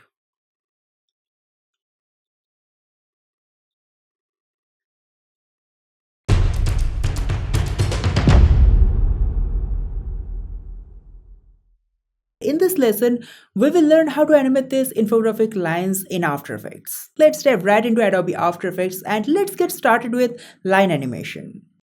So we will start from where we have left in lesson 15. So we are in the main composition of this project. Let's get inside the frame number 4, and this is the docs file. Inside it, we have all the details that we will animate in this lesson. Let's turn on the visibility. Let's press U and then we will start the animation after the papers settle down. So let's see, this is where the paper is settling down. So from here we will start the animation. Let's get inside the doc folder. So here we have separate composition for each and every details and one line layer. Okay, first let's start with animating this dash layer. So let's move the layer start over here where the playhead is, and now let's add a trim path. Let's add a keyframe on the end property. Let's jump on to next 20 frame and let's add a keyframe. Let's move the playhead at the start and give the end property 0. This is the keyframe. Go to the motion graph editor and pull the busy handle at the end. Now let's animate all the other dash layers inside each and every precomps. So let's start with the details layer. Let's select all these 3 lines. Let's trim all the layers from the start. Ctrl V, paste all the trim paths with the keyframe. Okay, now let's move on to point 1. Let's select all these dash layers, trim the layers from the start, from this point or from this frame. Ctrl V, paste the trim path with the keyframe. Let's again get back to doc composition. Now point 2. Select the lines, trim the layers from the start to this frame, Ctrl V, paste. Again, let's get back to doc composition. Let's get inside point number 3. Let's select all these line layers. Let's trim the layer from the start, Ctrl V, paste the trim path with the keyframes. And this is how it looks. Of course, all the lines are not going to animate together. We will add some offset so that there is some follow through in between the animation. But we will do it at the end. But now let's move on with animating checkbox. So let's get inside any of the point. So let's get inside point number 1 and let's select the checkbox layer. Let's trim the layer from the start. Let's precomp the layer. Okay, now let's get inside the composition and let's use region of interest to remove all the extra space inside this composition window. Let's go to composition, then crop comp to region of interest. After that, in point number 1, the position of this checkbox will change, so I will just shift it to its actual location. And let's select the checkbox layer and let's add a keyframe on the scale property. Now let's jump on to next 12 frames, add a keyframe. At the start, we will just scale it down to about 30%. From the second keyframe, let's jump on to like around -6 frames and add a keyframe. So here we are adding some overshoot. So on the second keyframe, let's scale it up by 2% or 3%. Then from the third keyframe, let's jump on to next 4 frame and let's add a keyframe. Now on the third keyframe, let's scale it down by -0.6%. This is the keyframe. Then go to the motion graph editor and then decrease the ease at the start. So this is how it looks. And for the check mark, we don't really need to animate it. We will just copy the trim path property from the earlier layers of these line layers and simply paste it over here. That's it. Of course, the animation will start after the box starts popping up. So from somewhere around here. And also let's parent this layer with the checkbox. Alright, so the checkbox animation is done. So now we will just add this checkbox animation in the other composition where we have the checkbox. So let's copy this composition and paste over here and reposition it to its actual location. And I will just delete this illustration layers of the checkbox from this composition. Now let's move on to point number 3. Again, paste this composition, reposition it to its actual location, and just delete the illustration layers or the shape layers. Also, one more thing. Here in the details, we have the rectangle shape. We will just scale it up. That's it. So from the checkbox, we will simply copy this scale property keyframes that we have already animated, this pop-up animation. We will get back to details composition. Then move the layer start on this particular frame where we have this playhead, and Ctrl V, paste the keyframe, and this is how it looks. Now let's add some follow through in this animation. So we will just offset the layers such that each of the elements pops up one after the other in a proper sequence. So first let's move the playhead on the first keyframe, and let's select all these compositions and trim the layer from the start till this particular frame. After that, we will select point 3 to this signature dash. Let's move 5 frames forward, and let's move the layer start to this frame. Now let's move forward 5 frames again, and now let's move all the layer start to this frame. From here, first we will deselect the point number 3, and let's move forward 5 frames again, and let's move the layer start of this both these two layers on this frame. After that, let's jump on to next or 5 frames forward, and let's move the layers start to this frame. Now let's check out the entire animation. So this one is looking actually even better. Now after that, we will go even further. So we will add more offset in between the layers of this of each of the compositions. Here we have in the details or the document details. So now let's select all these line layers. Let's move the playhead at the start. From here, let's jump on to next 4 frames, and let's move the playhead over here. Same, we will offset all these layers by 4 frames. Same we will do for point 2. Now point 3. Now inside the details layer, we will do the same thing. And this is how it turns out.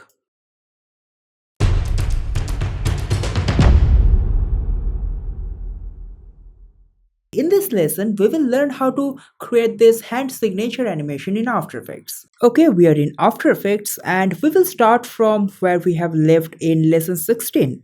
So here we are inside the main composition, and we will start the signature animation just after everything settles down and the entire infographics text is visible. So from somewhere around here. Now first we will design the signature with the pen tool. So let's get inside frame number 4, and let's pick the pen tool and let's design a shape of a signature. So first I would like to decrease the stroke width to 7, and let's draw the signature shape. And then once the signature is properly designed, go to properties, and I would like to change the line cap to rounded cap.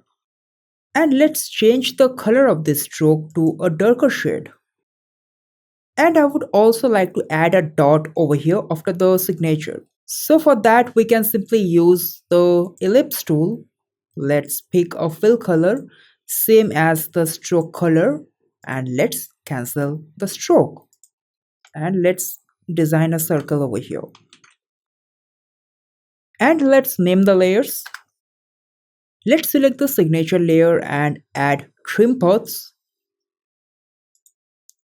Then let's animate the end property. Let's add keyframe. Now let's jump on to next 36 frames, and let's add a keyframe. At the start, we will just decrease the end property to 0%. And select the keyframes and just ease the keyframes. And this is how it looks. Now let's animate the hand that is drawing this signature. So here we have 2 hand layers. Let's unlock the layers, and first we will animate this layer. Also make sure that the continuous rasterize for this pre-comp is on. So let's bring the playhead somewhere around here. Let's get inside the hand 1 composition, and then let's select all the hand layers except the forearm layer, and let's pre-comp it together as hand 1. Again, just turn on the continuous rasterize, and let's move the anchor point exactly at the overlap of hand and the forearm. So the forearm is actually cropped from here. We can fix it very easily. We just have to convert this illustration layer into a shape layer. Go to create shape from vector layer. Let's delete this illustration layer. Let's name this as forearm. Inside groups, we will just delete the group 1 and the merge path. That's it. Now we have the shape with a proper layer guide. Let's move the anchor point of this forum somewhere around here and let's parent hand with the forum. Now let's open the rotation property and add keyframe, and let's open the position property and add keyframe. Press U to open the properties with keyframes. So from here, let's jump on to next 15 frames and add keyframes. Let's zoom into the timeline. At the start, we will just move this hand outside. Also, let's add a rotation keyframe on the hand as well. So at the start, we will also rotate this hand in the opposite direction. And maybe a little bit of position movement as well. So we will just put the hand exactly from where the signature animation is starting, from this particular point. And also let's move the hand layers and place it above the signature. So let's lock this composition window. Let's get inside hand 1 so that we can preview both the composition at the same time. And from here, let's jump on to next 6 frames and add keyframes.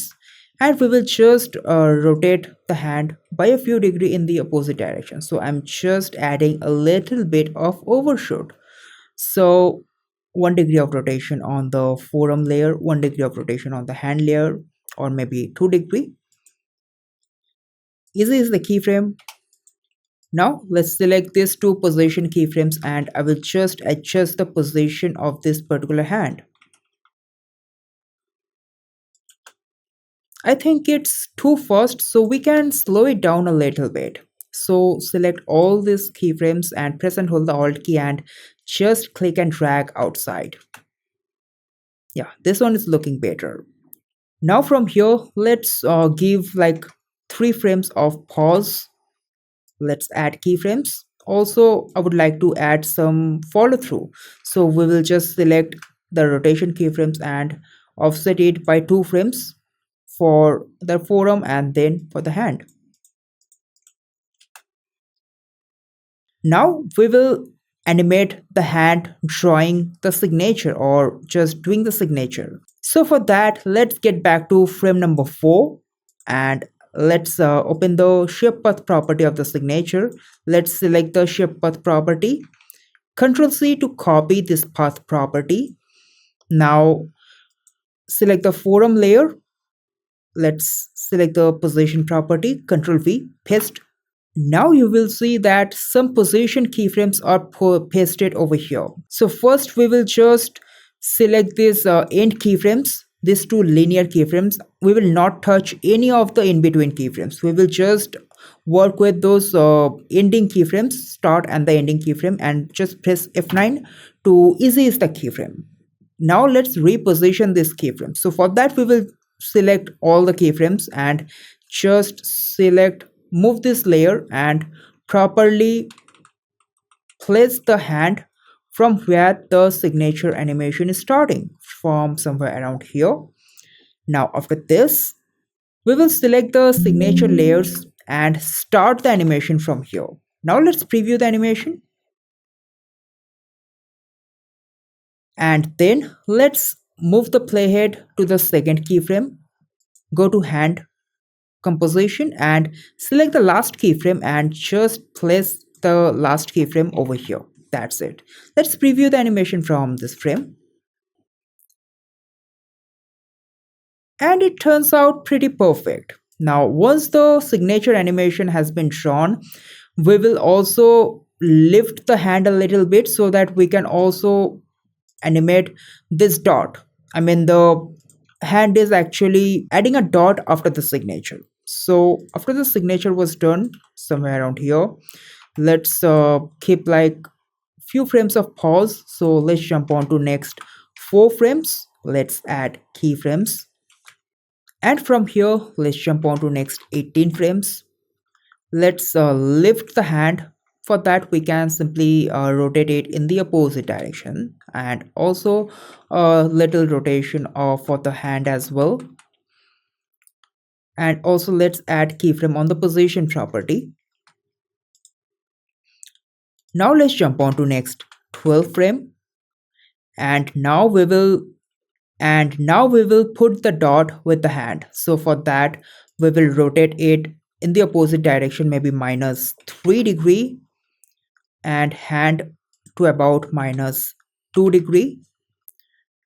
So let's select the forearm layer and just try to properly position it. Position the tip of the pen exactly on the dot. Let's keep 2 frames of pause. And now let's jump on to next 16 frames. Let's copy and paste these keyframes, and I would further rotate it in the opposite direction. I think we need to slow down this particular action a little bit. And after this keyframe, I will jump on to next 16 frames again and copy and paste the initial keyframes. So the hand is going outside the screen now. Now once this animation is done, we will just add some follow through. For that, we will just select the rotation keyframes and offset it by about 2 frames. And we can now close any of this composition window. We don't need 2 composition window right now. Okay, I feel here we have a jerk. So I think it is around this area. So it generally happens when we have curved motion path in between keyframes. So a best solution to this is we can simply select these 2 layers and split it from here.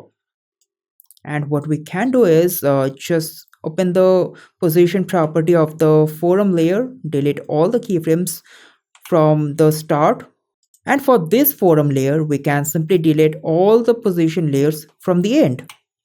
And also we have multiple keyframes here as well. So what we will do is just move the playhead on this particular keyframe, and we will just copy and paste the last keyframe over here and just delete this extra keyframes. We don't need it anyway. So now there shouldn't be any jerk. And what I feel like, this particular action can be even faster. So let's select this keyframe and just bring it closer. Same with this. Same with this as well. And also for this set of keyframes.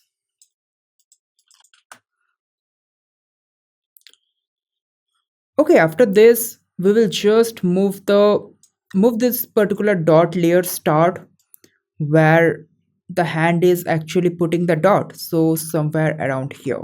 Let's move the layer start and start the layer from this frame.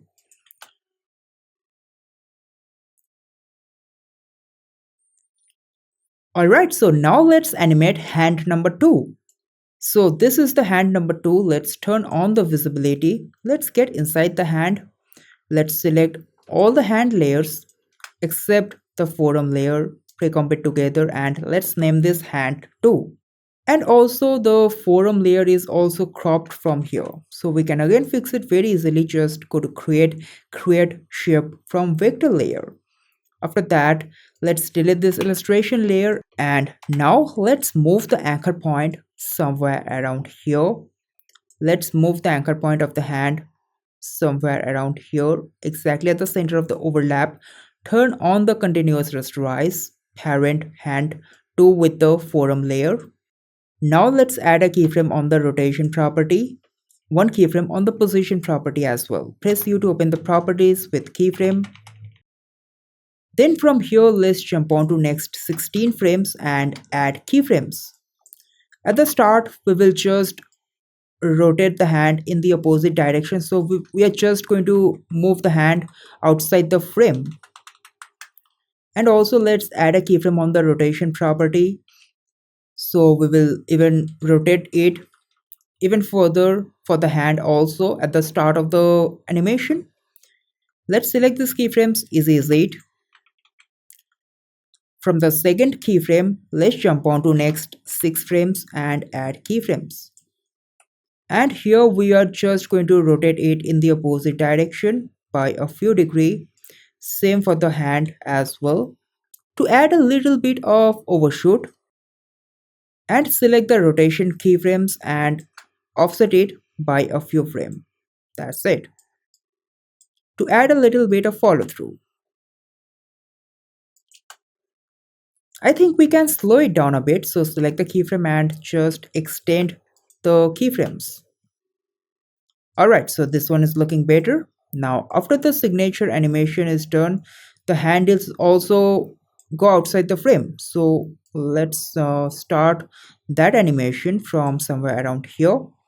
Let's add keyframes on all these three properties. From here, let's jump on to next 18 frames. Let's add keyframes. So from here, let's jump on to next 6 frames. Let's add keyframes. And we will just rotate it in the opposite direction a little bit.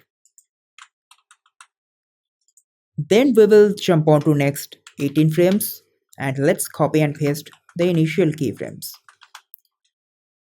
And also let's select this keyframe and move it on this particular frame. And again, let's offset the rotation property keyframe to add a little bit of follow through. Okay, so from here, let's get back to frame number 4. And let's trim both the hand composition layers from the start to this frame. And after that, I think both the hands are coming inside the frame together. So that shouldn't happen like that. So let's bring in the hand 2 a few frames after the hand 1 is inside the frame. So somewhere around here, let's check out the entire animation from here. Yeah, this one is looking better. Okay, one final thing.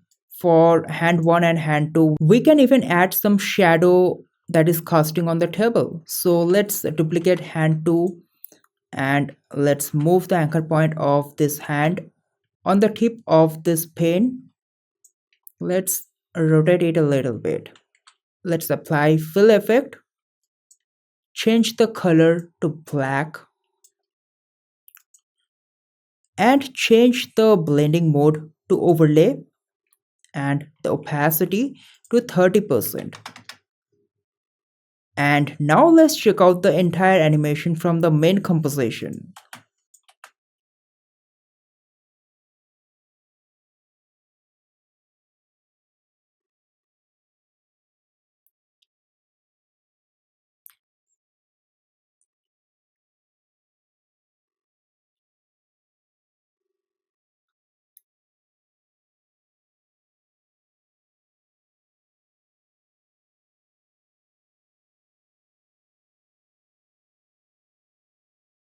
Alright, so that was all for this video and also the end of this course. So again, if you want to use the illustration files and assets that we are using throughout this course, you can get it from the link provided in the description. Go get it and follow along with this course and try to animate this on your own. It will also help you in building your own portfolio. So that is it, and I will see you in another course or in a new video. So until then, goodbye.